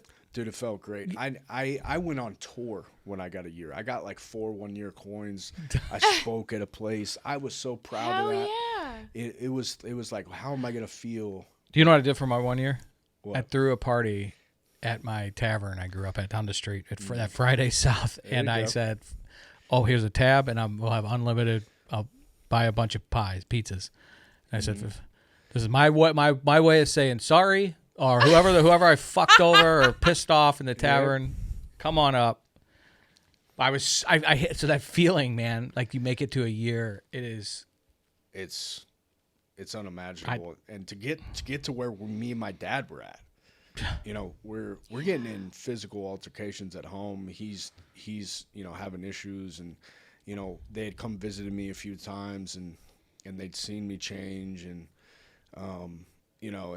and our whole relationship had changed, right? Like and there they do this kind of cool thing where like it's like a podium meeting. Somebody gives you your coin up there. They get a little something to say, and then they give you your coin. How'd you do it? And then you get to tell people how you did it. And it was like, and I watched people get coins at that meeting for a year. Yeah, because you go as part of the program and see that. And so, You want it. Right. It makes you want it. Uh-huh. And when I was in that meeting, there was a guy who got 20 plus years. I don't remember, but he was like, how many you people are in the lodge right now? We raised our hands. There's like 20 something. He was like, one of you will be sober in a year, and more than that will be dead. Oh, that's like the real life where they tell you at college, you look left and look right. 2 of you are going to flunk out. They did that to us at U of I, and I was one of the ones that they were talking about. Fuck. But I was like, but man, this is like life and death shit. But I was like, man, fuck that guy. Like, Yeah. you don't think I can do it? Watch this. Sure. And so I did it, and I was on cloud 9. And I got, me and my dad. My dad went with me to St. Louis to enroll in St. Louis Community College and to find me a shitty basement apartment that had a 6-month lease because he didn't trust me for 12 months. You know, we did all that. God, your dad one got day. healthy, man. Oh, dude, they got it. They got it, and they were right. Not to fast forward and jump around because do they speak? Oh yeah. Okay. Yeah. I was gonna say. So we do this thing on our family support group sometimes where we'll do a fishbowl. You know, like Bruce will come on. Nice. You know, and we'll do a fishbowl. Whoa. We love Bruce. And we'll go back. Bruce is the man. And I hope you're listening, Bruce. So he's still practicing. He's retired. Well, he's in a different role now, but he was there at that treatment center forever. He was a pillar there. And I even got a chance when I started Learn to Live and I started traveling, you know, to go to conferences. I would go to the Cape Cod conference because I would see him. Nice. You know, and a lot of those Northeast guys would go up to that conference and he would go up there. I got to get Eric up there. His wife Molly, who I don't know he's if you- usually up there around that right. time. He's in. There was a talk about that. We'll have to talk about that because his wife's family have a place in Cape Cod. He's always like he like gets his boat shoes like he's with the Kennedys when he's up there. But Fucking screaming. That's what they do. I mean, it's Cape Cod. very not uppity. Very nice. My best friend in college lived, and I think she still does, but in Annapolis, Maryland. And I've never been to Cape Cod, but it's giving the same vibe. Yeah, It's It can be. Like the Cape yacht Cod's club, definitely like- boat shoes and Yeah, And- just all of it. yeah, yacht clubs and stuff like that. Oh my for gosh. sure. But yeah, I mean, you know, and we'll do fish bowls. My parents will speak. They'll talk about What's a their fish bowl? process. Basically, where you watch someone like do like a therapy session or an example. okay. Right. So like Bruce will be talking to them and they'll go back in time to what it was like in that therapy session with me. That's fucking cool. You know, and Yeah, I've never participated in one of those. so I think it's a great teaching method, right? So we do it in some of our family workshops, right? Okay. Where we're talking about messaging and how to talk to our loved ones, and you know, I'll play the kid, right? Sure. And I'll Right. take it easy on them, and they'll play themselves, and you know, and they'll just have to defend against me essentially, or it'd be one of those things where it's like, one of the biggest questions we get asked by families is like, I don't know how to talk to them. I don't know how to message them. I don't know how to do any of it. And, it's a great way to teach them how. And it's That's great super. whether you're doing it or you're watching it. Sure. Yeah. Yeah, that's awesome. Like that's why I wouldn't. You're so back to the 6-month lease. I mean, your dad's still. This we got work to do. Yeah, I was not done. This is no finish line to this shit. It was not finishing school. I definitely still had some stuff to figure out. Remember, I still thought I was dumb. Right? I still didn't think Forgot I was about smart. that. Yeah, right. Right? Like the school thing and me just didn't work out. Right? Like my dad jokes about graduations. I didn't have very many good ones. Even when I was supposed to graduate elementary school or preschool or something, I took my robe off, put Nice. it underneath the chair. Hell yeah. I was wearing the same outfit that my brother was, so my parents were embarrassed because they could see that we were wearing the same outfit. And, didn't walk at high school graduation. And I'll get some redemption, and you'll hear. But it just me and the school thing didn't quite work out. And But it's funny that you called dad because you're working a real hard, messy job, and you're saying I want to go back to it. Yep. That's a fucking call, man. I don't know. So, and St. Louis was on the list. I was trying to get him to let me go to SLU. Denver. Well, I definitely didn't have the grades for SLU at that time.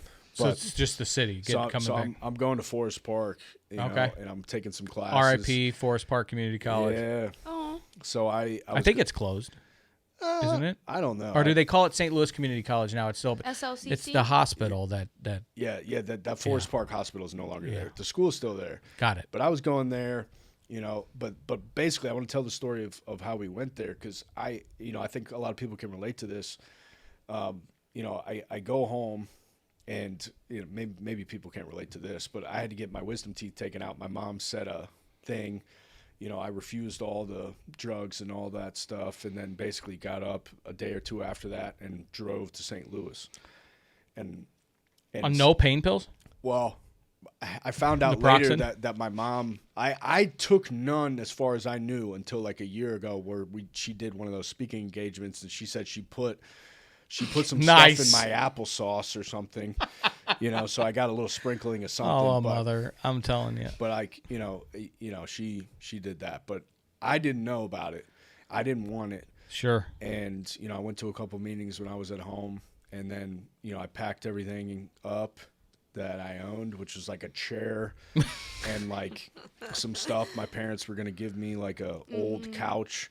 We were going to put together, they bought me a bed, but we were going to put together the rest of the apartment with like Goodwill furniture, so we're driving there and I'm thinking, new location, new me, maybe I could drink like a gentleman, like those thoughts start to creep in, and we get there and my parents are like, hey, we've got some stuff to put together here. Why don't you go to a meeting? And I was like, okay, I can get out of putting stuff together. I'll go to a Sure, meeting. yeah. I take them. So I go to the Lindell Club, and I walk in there, and it's a Thursday night, and I sit down, and that meeting became my home group for like the next few years. Really? There's a guy from that home group that works at Learn to Live now. Nice. And it was like, that's why we have meetings, right? Is like, you can have some thoughts and you will. Sure. But what do you do with those thoughts, right? And that's the first thing I said, was I was like, hey, I'm new. I just moved in down the street. The whole way here, I was thinking about drinking. I'm feeling a little thirsty, so I'm here and I'm telling you guys. And so, after that, I didn't have a drink. I started going to that home group, and I'm going to school trying to figure it out, right? Like, Yeah. I swore up and down I wasn't going to work in this field. Really? Dude, I was trying to do anything else. Accounting. Yeah. Oh, wow. You really my were dad's trying to a do business anything. guy. My brother's a business guy. I hate math. So like that was gonna, that It was doesn't gonna, leave you with many options. And it's not even like, oh, I didn't like math. Math probably didn't like you, or at No. least it felt like it. That's how I was. I was like, so if I can't do math for shit, what am I supposed to do for a living? Exactly. So I'm trying to figure it out, and I'm working at a gym, and that's cool, and I'm going to some meetings and doing some stuff, which is cool, and I'm kind of What year was this? 2012 is when I moved. Okay. And then, this is like kind of the next couple of years as I try to figure it out. And then I switched to Merrimack because I got smarter. Look at you. job. And I switched to Merrimack, and, I'm on academic probation at community college, I'm screaming. right? And it's not because I'm like dumb. It's because I'm just not going to class. Like, Really? like I had such bad anxiety and depression. Yeah. It was so hard for me to go anywhere. I had to work myself up to go anywhere. Especially a place that had like elicited so much shame before, perhaps. It was tough to sit in a classroom, and this is a few years in. I think I had, right before this, I had an instance where, I hadn't gone to meetings in a little while. I hadn't been to therapy in a little while. I'm just isolated, Oh, boy. right? And, one day I get out of class and I'm, I go and I park outside the Arena liquor store at Hampton and 40. And I'm sitting there, my phone rings. One of the guys I got sober with. Hey, Matt, how you doing, brother? What are you doing? Whatever. I'm Oh like, my God. there's God again. That's wild, man. And yeah, it saved me that day. I was going to drink that day. Because I was at a what's the point? Yeah. I'm miserable. I feel awful. The anxiety and depression sober, It's you're hard. feeling it, and you're not self-medicating from it. So what? So Mike, then I was gonna jump in and say, well, what are you doing about it? And you're not going to meetings, you're not going to therapy. Holy shit, this is fucking relapse zone. Yeah, it was in danger zone. Yeah. I was in the danger zone. You were too. at the liquor store. I was sitting there. Yeah, I was sitting there, and I get that call. It's the only thing that saved me, right? Because that would have been one of those moments where, like, you don't know what day it's gonna be. You don't know how it happens. Everyone's real confused on even why it happened, right? But I was ready to take the lid off and throw it out the window because I wasn't gonna need it, you know. And he just called randomly, right? And those guys actually came out to visit me, which was cool. They were Braves fans that came and watched the Cardinals and the Braves, and which is cool. But then ours are all right. I go back to a meeting. I'm back in. I'm doing the deal. I'm feeling better. I'm going to Merrimack, and I'm dedicating myself this time. Right? Okay. I'm going to sit in the front row. I'm going to go to class, and like if I don't get it out this time, I can always just go work at Surf Pro because I just did that work. Yeah. And so I'm doing well, I but actually know some guys at Surf Pro, believe it or not. yeah, I believe it, right? Like, you know, and so I take a human services class, and I'm not in on the joke. That struck a chord. Is this a social worker thing? social worker thing, right? So in community college, they can't really call it like social work or anything like that. So it's called human services, and it's kind of like you're cracking the door towards working with people someday. And not making any money. Got it. Yeah, My wife's yeah, LCSW. exactly. So you know, I take that class and I freaking smoke it. I hadn't got an A in anything. No shit. I did so good in that class, and I was like, okay, all right. Why didn't they teach me these classes earlier? Why did I waste so much time on math if I could be so good at this class? Precisely. So this class hits, and are you still saying I'm not working in treatment? I can't. I'm saying that I'm good at this. I don't know where I'm going to end up. That whole time I was money motivated. I can't make any money, right? But you know what? At that point, I just stopped caring. I was like, listen, I'm going to follow this and see where it goes, and we'll find out, right? It's good to be like passionate about something. Exactly. And that same semester, you know, I'm in biology class with the woman that I'm now married to. Oh. Right. And so, you know, the funniest Shout out Amber. Shout out Amber. Hey, Amber. Love you, Amber. How many kids? You know, we have 2 kids, Oh. 4-year-old and a 2-year-old. I'll show you pictures. Yeah. They're adorable. Wow. Holy shit. They're adorable. Just wait till they're 12. Yeah. Shout out Charlie. Hey, listen, I'm trying to relish every day right Yes, please. now until do. the teenage years come, and I hope they're like her. Boys, not like girls? me. I have my Wanna- girl is my oldest. She's Okay. 4. My youngest is 2. He's a boy. Okay. It's always better to have an older sister, I think. I think. I mean, she's fierce. She is gonna be a force, but she's the only one who can bully him, right? Like Nice. she's Yeah. gonna be like that. She's gonna protect the shit on it. Right. You know. But yeah, I meet her, and this is a At whole, Merrimack? At Merrimack, yeah. So we're in a biology class, and you know, I'm in a, you know, you have lab, and she's in lab here. She's and St. I'm in Louis lab. proud. Oh yeah. Where'd she go to high school? South County. She went to Lime.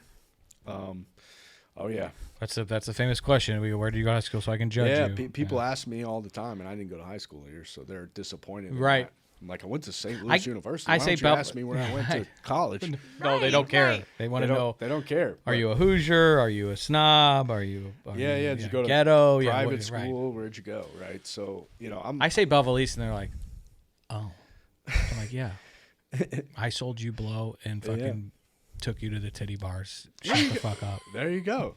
Yeah. And so I meet her, and as you might know, like meeting, you know, women or significant others in recovery can be a difficult thing. Like I had struck out. I had a rehab romance that I had. You know, Got you kicked out of a treatment center. In well, fact, that one didn't go anywhere, but I had got another it. one later Just on, and you know that was not a good situation for me. And yeah, so we don't promote it, right? No, it's not. You know, they say a year or this or that or the other, and like of course I'm. He's like, always got to go to the potty. You know, it's all good, but it's of course I'm like, you know, fuck that, I'm different. Yeah, You know, I right. can- I Of can do it course, of different, course. You do it your way. And so you know, obviously it didn't work out for me, but. And you teach that class now at Learn to Live. Right? Yeah, exactly. I teach the healthy relationships class. But yeah, you know, it was one of those things where like I'd try to go on dates. I wouldn't tell people I'm sober. We go out to eat. I don't order a drink. Hey, why didn't you order a drink? You know, so that conversation would happen. It wouldn't go anywhere. Or I'd date people in the program. It wouldn't go anywhere. And so I just gave up. Just same way as like my future plan for whatever my job career was going to be. I just was like, you know what? Counting at Peabody. I'm letting it go, you know, whatever. And, you know, I meet Amber and, you know, I'm like talking shit to her. I'm like, cause I got like a 92 on a test. Oh, you're flaunting So it. I'm I like, love hey, it. check this out. She got a 97. She's sleeping in the back of the room. I'm sitting in the front row grinding. Sounds like, yeah, that You know, she's so smart. pisses you and, off. You know, and it was like one of those things. Miss where I me was- with your 92. Yeah, bro. I was like really working myself up to like ask her out. right? Okay. And, you know, it was like right before spring break, you know, I get her number very awkwardly, Sure. you know, and then I called my sponsor. I was like, how do I do this, dude? And he was like, just tell her who you are. Right. And so I told her, I was like, hey, listen, there's something you should know. I'm in recovery, and I had 4 years at the time. You know, Substantial time, man. Really hard for me to say, right? Not that I was ashamed of it, but I really, really I get it. I tell the story when I first got out. I mean, 6 months after, like the girls that were like sisters to me, were wanting me on the Match.com or the eHarmony. I'm like, what the fuck that? What am I gonna say? Like, because you got to answer if you drink or not, and if you say never, well, you got to say, oh yeah, because I just got to fucking rehab. Like, no, who's gonna swipe left on that or whatever they call it now? So I get it, man. It's a whole thing. Yeah, and so I was like, you know, so I told her, and she was like, oh, cool. You want to go get some tacos? Like she didn't even care. And you know, I attribute a lot of what I ended up achieving to her, because she told me that I was smarter than I thought, that I could do more than I thought. And, you know, we ended up transferring. It's a real one, man. Transferring out of there, and I went to SIUE and did their social work program, and okay, you know, graduated with honors and was the president commuted of the Student Social Workers Association. Nice. I commuted, and you know, and I actually got to have a real graduation. You know, there's a picture of me in my robe going like this. You know, for real. And I never thought it would happen. Yeah, man, you know, that's baller. And my dad would tell you that too. He said sooner I thought he'd be in prison than graduate college, you know. And I get to the end of that, and one of my favorite professors there, Dr. Carter, shout out to Dr. Carter. What years were you at SIUE? So I was there, so I graduated in 19, so like 16 to 19. Okay. I mean, yeah. So like you started college a little later in life, but was there a guy named Fred Stokes there? You know, he was a sociology professor. No, I might have sat in one of his lectures. Yeah, I don't know. I went there for a year. I came over for you. I did a year there and then went back to U. But that was it was a sociology class, and you always remember a few of them that kind of changed your life. He was one. Yeah, and so that was Dr. Carter. She challenged me, and you know, like I turned something in, and she was like, "What is this? Like, you could do better than this." Right. You know, and after that, like I didn't turn in anything but what I thought was the best. And I get through all this, and we're done. We walked across the stage, and she's like, "Matt, you need to go to grad school."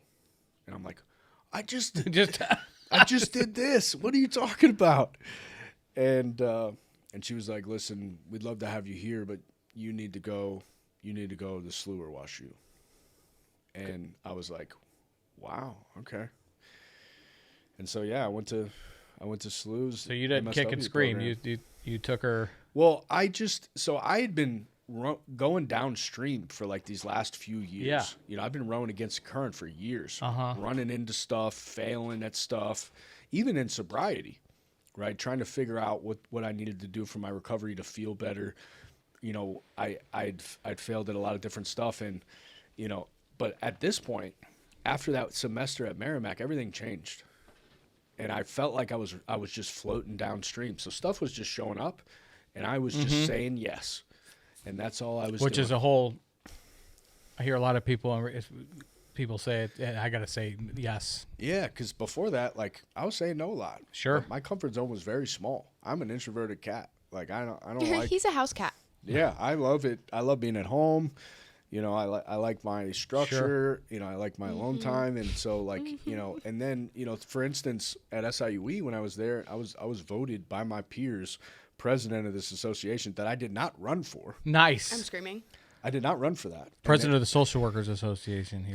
And I'm 4 years older than all of them, or 5 years older at that point. And well, people love really old guys to be president. So. Well, that's what I'm saying. I was like, you guys, like, we're sitting in there and we're talking about like, you know, like the male stuff, and we're running stuff, and then you're voting me president. Come on, like, and I, you know, and I didn't really want to do, but I said yes, and so I just kept doing it, and I, you know, we did a fundraiser. We raised more money than almost anyone before us did, and it was wild. Like I did not think that I had that leadership in me, and it taught me that I could, you know. And then having Dr. Carter say you need to go to grad school and go into SLU, and that's a new mountain to climb. And I get there, and the stuff's starting to make sense. Yeah. Like, I get this school, right? I get to do what I want to do now. Sure. I don't have to take your You don't math have to- class. right. Hell I yeah. don't have Algebra, to take your, that shit. Like, I don't have to do any of that. Every single class hits. Yeah. You know, like Chaz's class, like policy, Yeah. not sexy class. That's how I knew I was like really, really like, damn, I really am not going to make any money is when I took my first public policy class. I was like, why do I like this so much? Yeah, he's teaching ethics and policy. All my other classmates are like, this is my least favorite class. I'm like, how? Yeah, and like I go through that, and actually during this process, me and Amber, we decided that we were going to complicate our lives a little bit more, and we became house parents in this program called Joe's Place in Maplewood. Damn. Have you heard of this? You told me about it. Tell us. Yeah, so basically it's a nonprofit. They created a home in Maplewood that's like kind of right behind the high school. It's a really nice home for teenage boys because basically like shelters will take women and children, sometimes, but not teenage boys.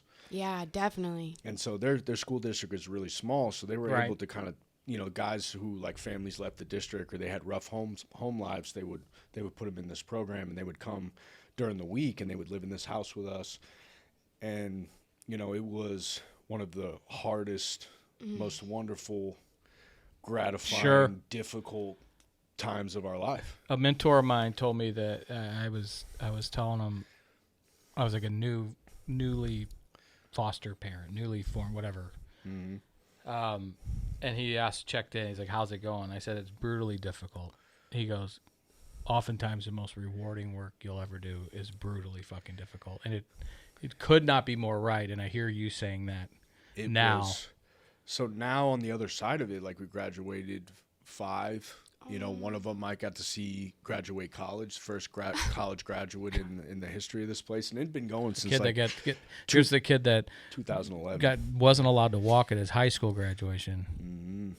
And so you and Amber took on this role while you were going. Where was she going to grad school? She had graduated. She was working in special school district, and she was a teacher. Amen. And starting to do all that work. And, yep. And so like when you're in MSW program, you have a job, you have a practicum, which is also a job, and then you have all your schoolwork. So I had no time. Are you having PTSD? None. You remember what it was like. It is Dolce, when the teachers Ashley. say, I don't know how you not the teachers, when your colleagues that are teaching you say, I don't know how you guys do it. There's no way you guys can read all this. You guys are just. Yeah. I'm like, what? Yeah, it was wild. And I had this from the beginning of my undergrad practicum. I'd been working at Preferred Family Healthcare as a volunteer, and then a tech, and then an addiction counselor. Whoa. And so I was doing that this whole time, and then while you were going to SLU. Yeah, well, and SIUE. So I've been doing this for years at this point, and I was getting pretty good at it. And honestly, I thought, I'm gonna get this grad school figured out. I'm gonna get my license, and maybe I work there forever. I don't know, right? Like, sure. And life, the field you were never gonna work in. Yeah, I mean, the life took a turn, right? Because, we're in Joe's Place. I'm in grad school. 2020 happens, right? So me and Amber engaged. 2020 happens. COVID happens. Our wedding gets all messed up. So you guys were engaged in 2020. I got to ask, how'd you do it? So it's a big topic these days. It is. So December 1st. Propose. Yeah. So December 1st. It was like a 60-degree day. She loves pictures like this. She loves that kind of stuff. So I was like, we're gonna go to Garden Glow at the Botanical Gardens, and we're gonna take pictures. We're gonna get dressed up. We're gonna take pictures, right?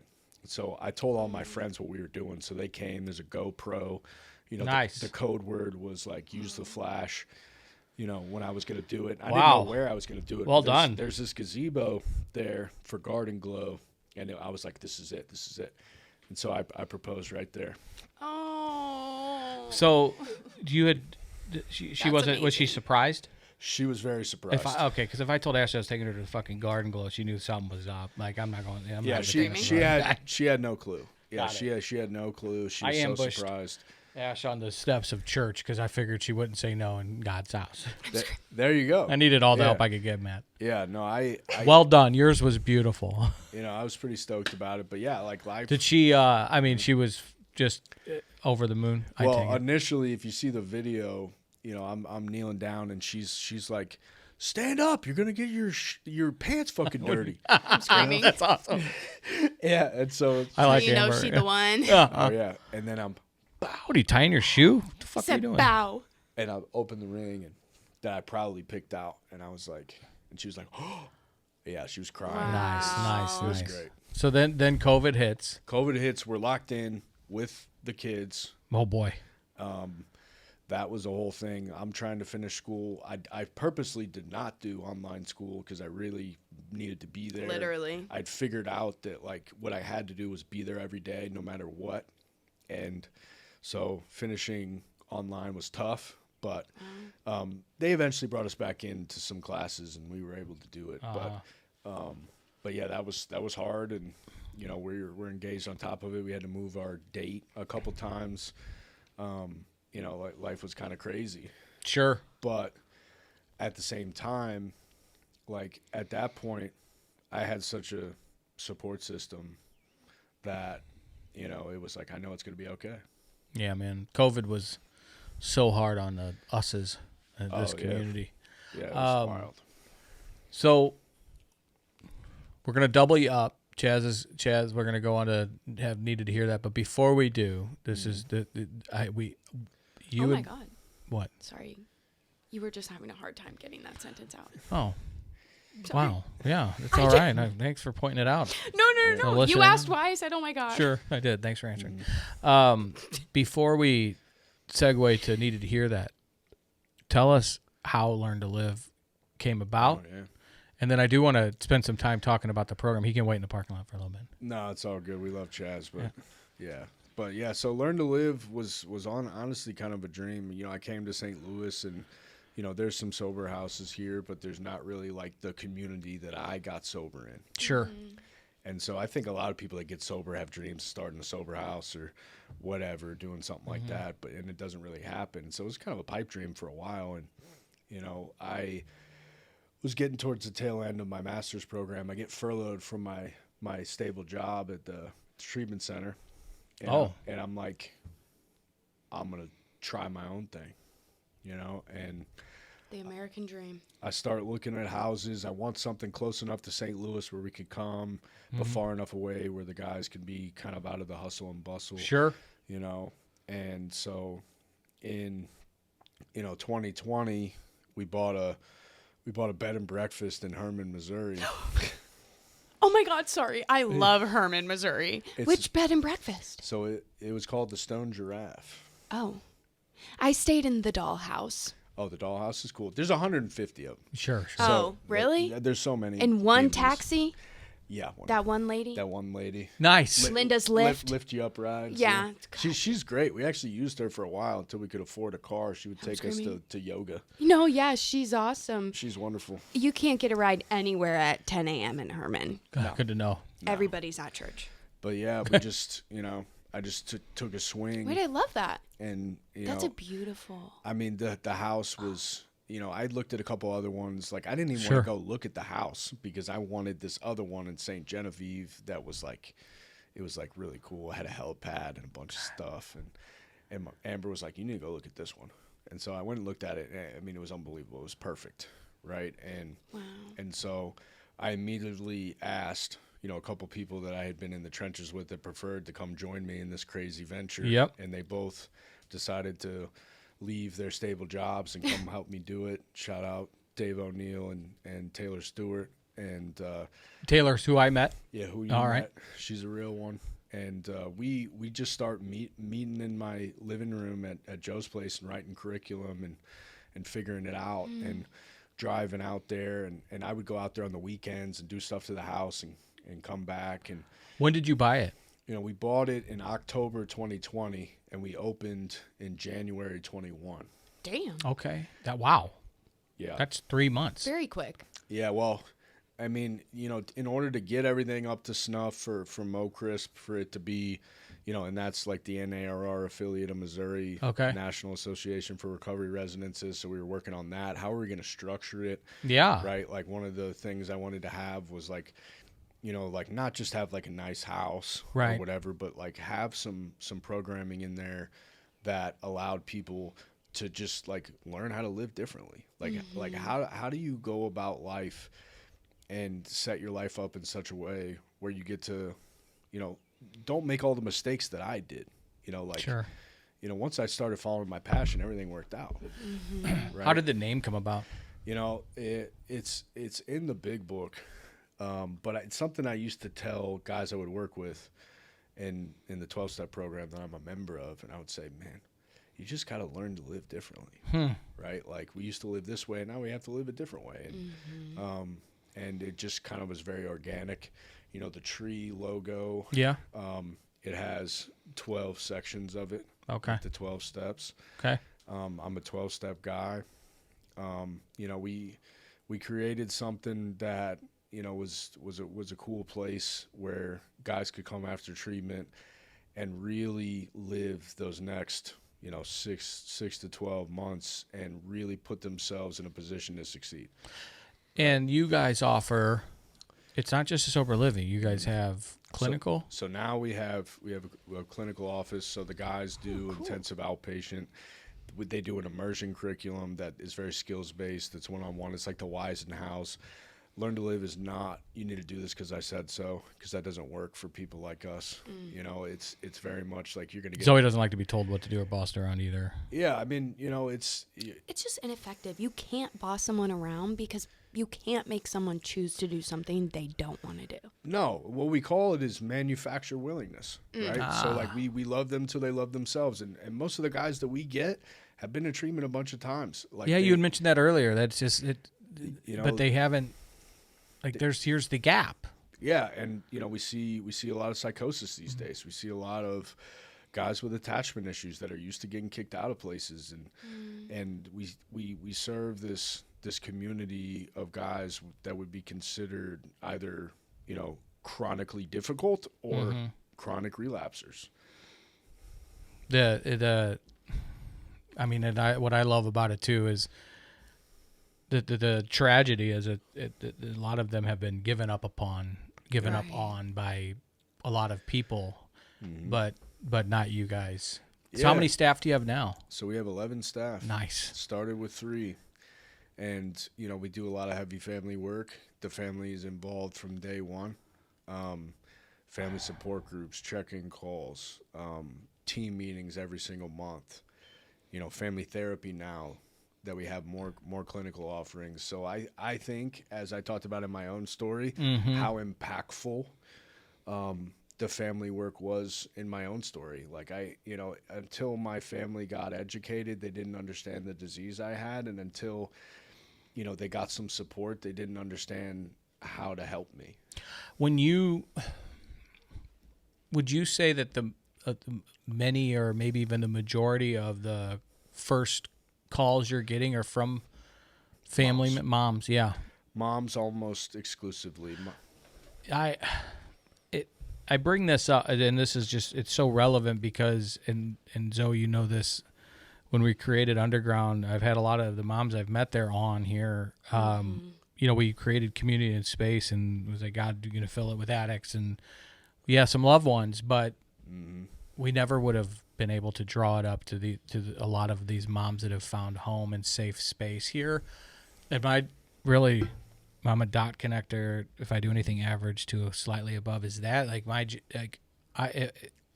can't provide X quality of care. I need to connect dots, and he's a social worker. He's a connector. You should have been, man. Chad says I struggle with boundaries, so and a lot of social workers do. We're not good at self-care. We will work way harder than you for way too long. God, you didn't know it.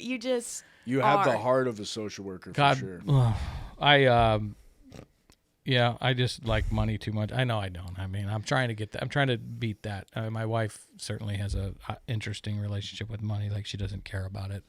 Like it's not her motivating force. Not at Moths all. and moths eat it or something in heaven. I think it said that somewhere in some book. Well, That's I mean, hysterical. a lot of people would even draw up the Moths eat it on Earth. learn to live plan and be like, this is not a good investment. I'm kidding. You know, like it is not something that you take in front of some private equity guys and they're like, hey, Yeah. you want to invest in this? Like I was laughed out of the room. Really? See, that sounds like something that I get it. I'm also a bad businessman, so I definitely love this shit. So I built the thing and I tried to, worry about the money later. Yeah. Like it's like the money thing, and I don't know. I mean, I was nuts. I was absolutely crazy. Like this was a leap, Yeah. but I was so convicted that it could be done. You talked about God a lot in this. Is that, I mean, I have to, if I don't, I mean, and I think sometimes I take a real far leap. This motherfucker, but he got to show up, man, and he does. God bless. Yeah, there's too many instances in my story that are just so glaringly obvious that either it was my higher power that I call God redirecting me Sure. to something or saving me from myself multiple times. And this was something where, So much in common. I had not had, a confident bone in my body before a few years before that. Right. And I mean, I've heard it throughout your story. There's a lot of self-doubt. yeah, And I didn't like myself. Sure. I was not, and so I got to a point where I had enough happen where I was like, you know what, I'm going to try. And, and it's worked out thus far. Like, I talk about what I get to do today, not what I have to do. yeah. Right. My old man love had it. some pearls of wisdom, some pearls of other things too. But one of his pearls of wisdom is the key to happiness in life is love what you do. And I think there is some truth and maybe a lot of truth to that. Well, you have to. Yeah. There's something that fills the soul about giving back. I feel like I'm one of the lucky ones that have been able to string together. I have 12 years. You have 15? 15. Yeah. And not to mention, and it sounds self-serving, but if I'm not reaching my hand back, then I'm getting complacent. Yeah. And the people that are from day 1 to 3 is at 365. Do I always invert that number? How many days are in a year? 365. Right. I always want 365. We thought we were bad at numbers. Well, sometimes I say screaming. 356. But yeah, Oh. 7 days a week, I 365. get it. 365. That first year, I see such fucking courage and inspiration, and it keeps me going. Coming here on Saturday nights and doing a church group from 6 to 7 with people that are day 0 through day 30. There's so much courage and raw authenticity because people have taken all their masks off. They're broken down, and it was just a reminder of where it was and where it can go back to. That's right. How many beds in the? So we have 2 houses now, 20 beds total. Wow. So 12 beds in the main house for our milestone 1 and 2 guys, and 8 beds in the step down. And you just opened outpatient. We did in January. So that was Congratulations. doing a lot of the clinical work, how we did it prior. I didn't want to change the recipe of Learn to Live when we added this thing. I just wanted to add to it. And with the kind of clients that we were getting, it was becoming necessary to have more opportunities to process and Sure. and have all of that and also have medication management. Our psych NP Jackie's wonderful, and she sits in our staff meetings. She knows what's going on with our guys, and Nice. and we have community IOP in Washington, which Yeah. is an area that doesn't have a whole lot of resources. You know what it does have a whole lot of?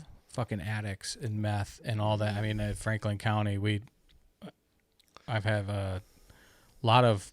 I mean, there's people that work here at Illinois Recovery Center from Franklin County that drive here every day back and forth because of how much they love to help and the mission. But I hear a lot of stories about, and everywhere, but Franklin County, It's one of those meth capital of the world Yeah. kind of thing. Like, Truly, man. People don't know crap about Missouri. They know about Franklin County. Mm-hmm. Wow. It's wild. I don't know. I'm gonna invite myself. I've got to come out and see you guys. Oh my gosh, any excuse to go to Herman.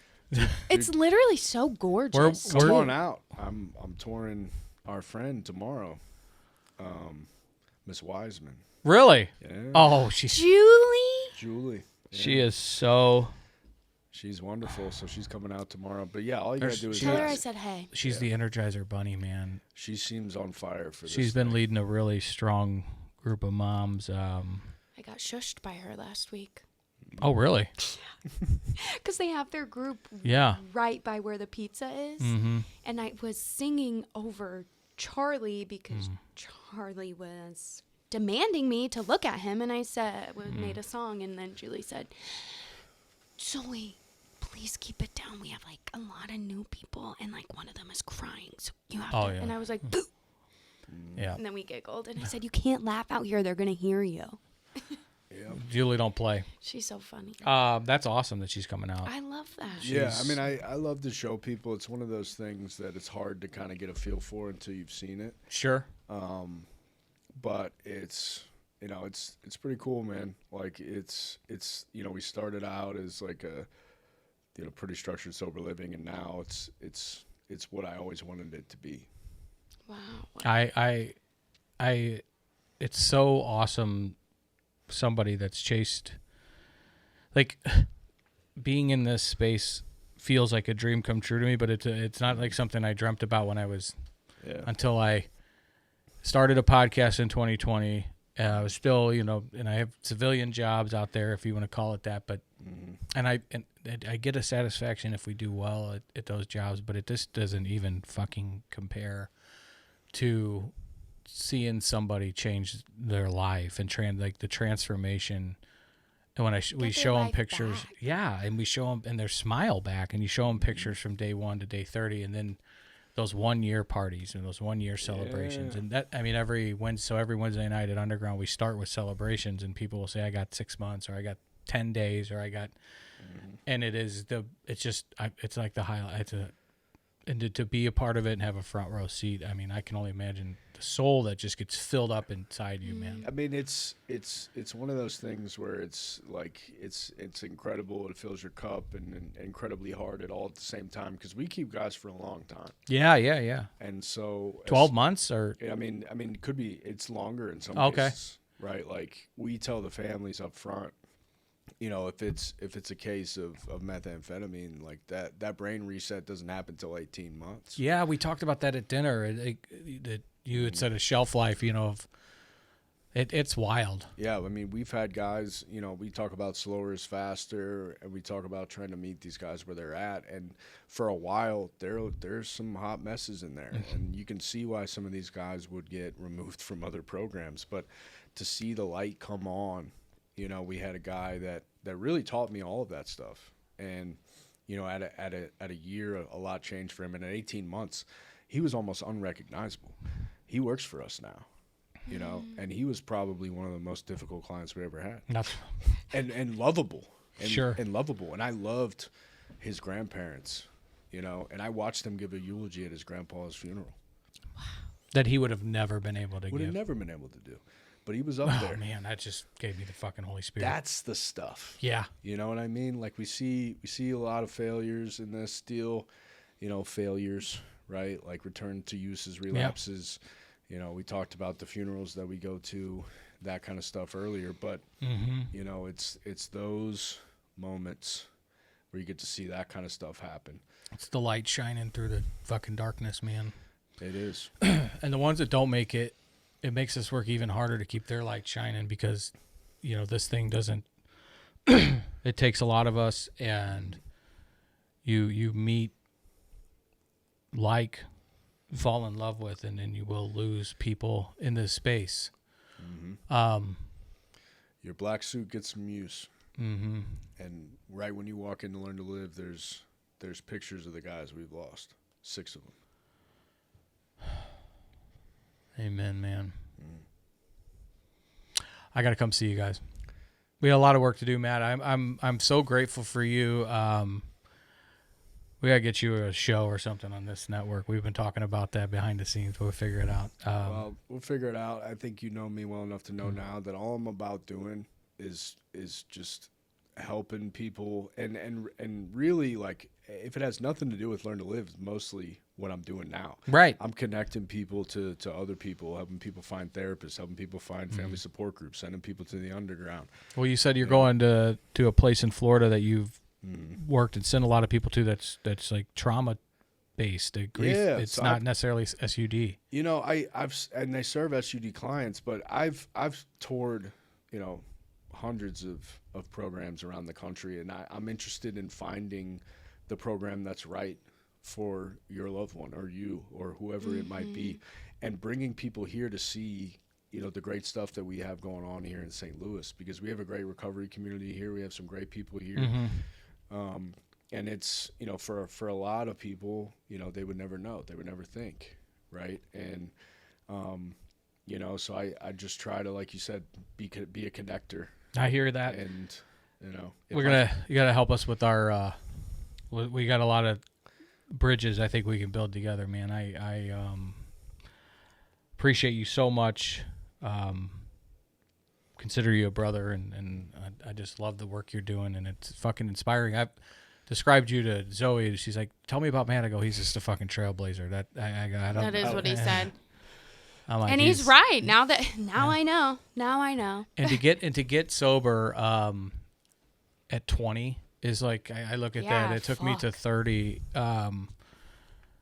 That is such a feat because of that whole thing that, as I talk to these moms, and they're mostly dealing, a lot of them have teens that they're dealing with, and forever is a long time. It's less long at 30 than it is at 20, and so to be able to do that, I mean, I think it's heroic. So it's really admirable, man. I mean, they didn't tell me I had to stay sober forever. They said I had to stay sober today. There you go. And I just kept doing it, and my life got to such a place that I wasn't ready to throw it away. Right? It gets so much better, and nobody thinks it can when you're in active addiction. The drug or the chemical alcohol makes us think we can't live without it. And now we've been laughing the last couple. I got a fucking bird camera. Oh my god! In my tree. He's so lame now. I'm obsessed with this thing, watching these birds eat. Like he does keep sending us videos, and poor KG is like terrified of birds. Yeah, and he has like the phobia of birds. Yeah. Oh, and Chris is like, the daddy robin feeds the mama. It's crazy what you find joy in when you detox and get this out of your system. Man. Oh man, I didn't enjoy anything. Nothing. Anything. Unless you were drunk or high. Yeah, you know, and it was like I didn't think I ever would. And it's such a lie, isn't it? It is. I mean, I have so many hobbies now that I freaking love. You know. Wait, like what? I mean, I like to cook. I like to cook outside. So I'm barbecuing. I got a green egg. So I'm doing some smoking every weekend. If you're on Instagram, you're gonna see my story. There's almost something on it. Yeah, I see you had something up there on Sunday. You know, I enjoy. Playing with my kids. Like my daughter had a dance recital on Saturday. Oh, you're a dance dad. She was up there. Oh, you poor thing. And I don't know how to cheer for it yet, but I'm working on it. You know, and like you know. I don't know. He said, I don't know how to cheer for her yet, but I'm working on it. Well, it's so like real. different than you My grow sisters and I danced all. You grow up playing sports. Those rowdy. dance recitals are horrible. And so, I mean, they're all day fucking long. I don't care. I cry every time she's up My there. Man. I'm crying. Hashtag girl dad. Because she's up there. Little Joe Perry. And I'm like, and you know, we're all worried. Me and Amber are worried that like she's gonna like freeze or something. You know, and we're like, oh my God. And then she gets up there and she's doing it. And you know what made me fall in love with it? The first year she did it, I did the daddy-daughter dance. Yep. Are you ready to do that when she's a senior in high school? I'm ready to do it. So at the beginning, you know, I was doing the mommy and me class. So I was going in there. I was the only dude in there. And we're doing this dance. To wear a leotard and everything, huh, man? And then they tell me, dude, I would have. I bet. And then they tell me I got to do a recital. And I'm like, oh, crap. You know, and we go up there and I'm getting it, you know, and like she killed it and we did a great time and I lift her up at the end. And I think I'm doing it again next year. I'm screaming, you're waiting for your big performance. All right, we got to go. And then she's we like. We got to go to that. And then she's How do we like, get tickets? They're like, well, no, she's ready for her own class now. And I was upset. Oh, you poor thing. I was like, I thought I had one more year. One You more know what I mean? I don't goodbye care. dance. I don't care what they do. You know, like the birth of my kids. I never thought I would love something as much. Did you watch? Were you? Stop. I was in there. Well, Shoulders high. I would be shoulders I was high. up high, but I'm Yeah, okay, you know, got I'm it, holding yeah. the leg. I'm up high. You're not. You know, You're not I- catching. You're playing center I field. cut the Okay. cord. I could do that. That was occasion. I could have cut a cord. they always talk about how they could never watch that and how it would just ruin it for them for the rest of their lives. You know, I felt like I would regret not doing it. You know, it wasn't like I was down there like. That's hey, what. Yeah. You know, I'm up top. I would have needed a chair and more nurses probably than To it do had that. Ashley and I had. Well, it. they're worried we're gonna pass out when Sure, They, when they I would. do I would the be dramatic and need epidural and more. stuff. They make us sit down in the corner, like because they. We're think so gonna- we're the it's like, weaker fucking sex man by a country mile. Oh man, I have so And that's much an understatement. admiration for women. Matt, I can't thank you enough for driving out here and doing this. Yeah, this was awesome. You're a fucking hero. God bless you. This isn't the first time you're coming on PA, so you pack a lunch, baby. Dude, this is gonna be the longest episode of PA yet. Almost. Well, we're doing great because then we're gonna do another one here in a minute. Heck yeah, let's do it. I'm about it. All right, brother. Thanks for being here, Zoe. Thanks.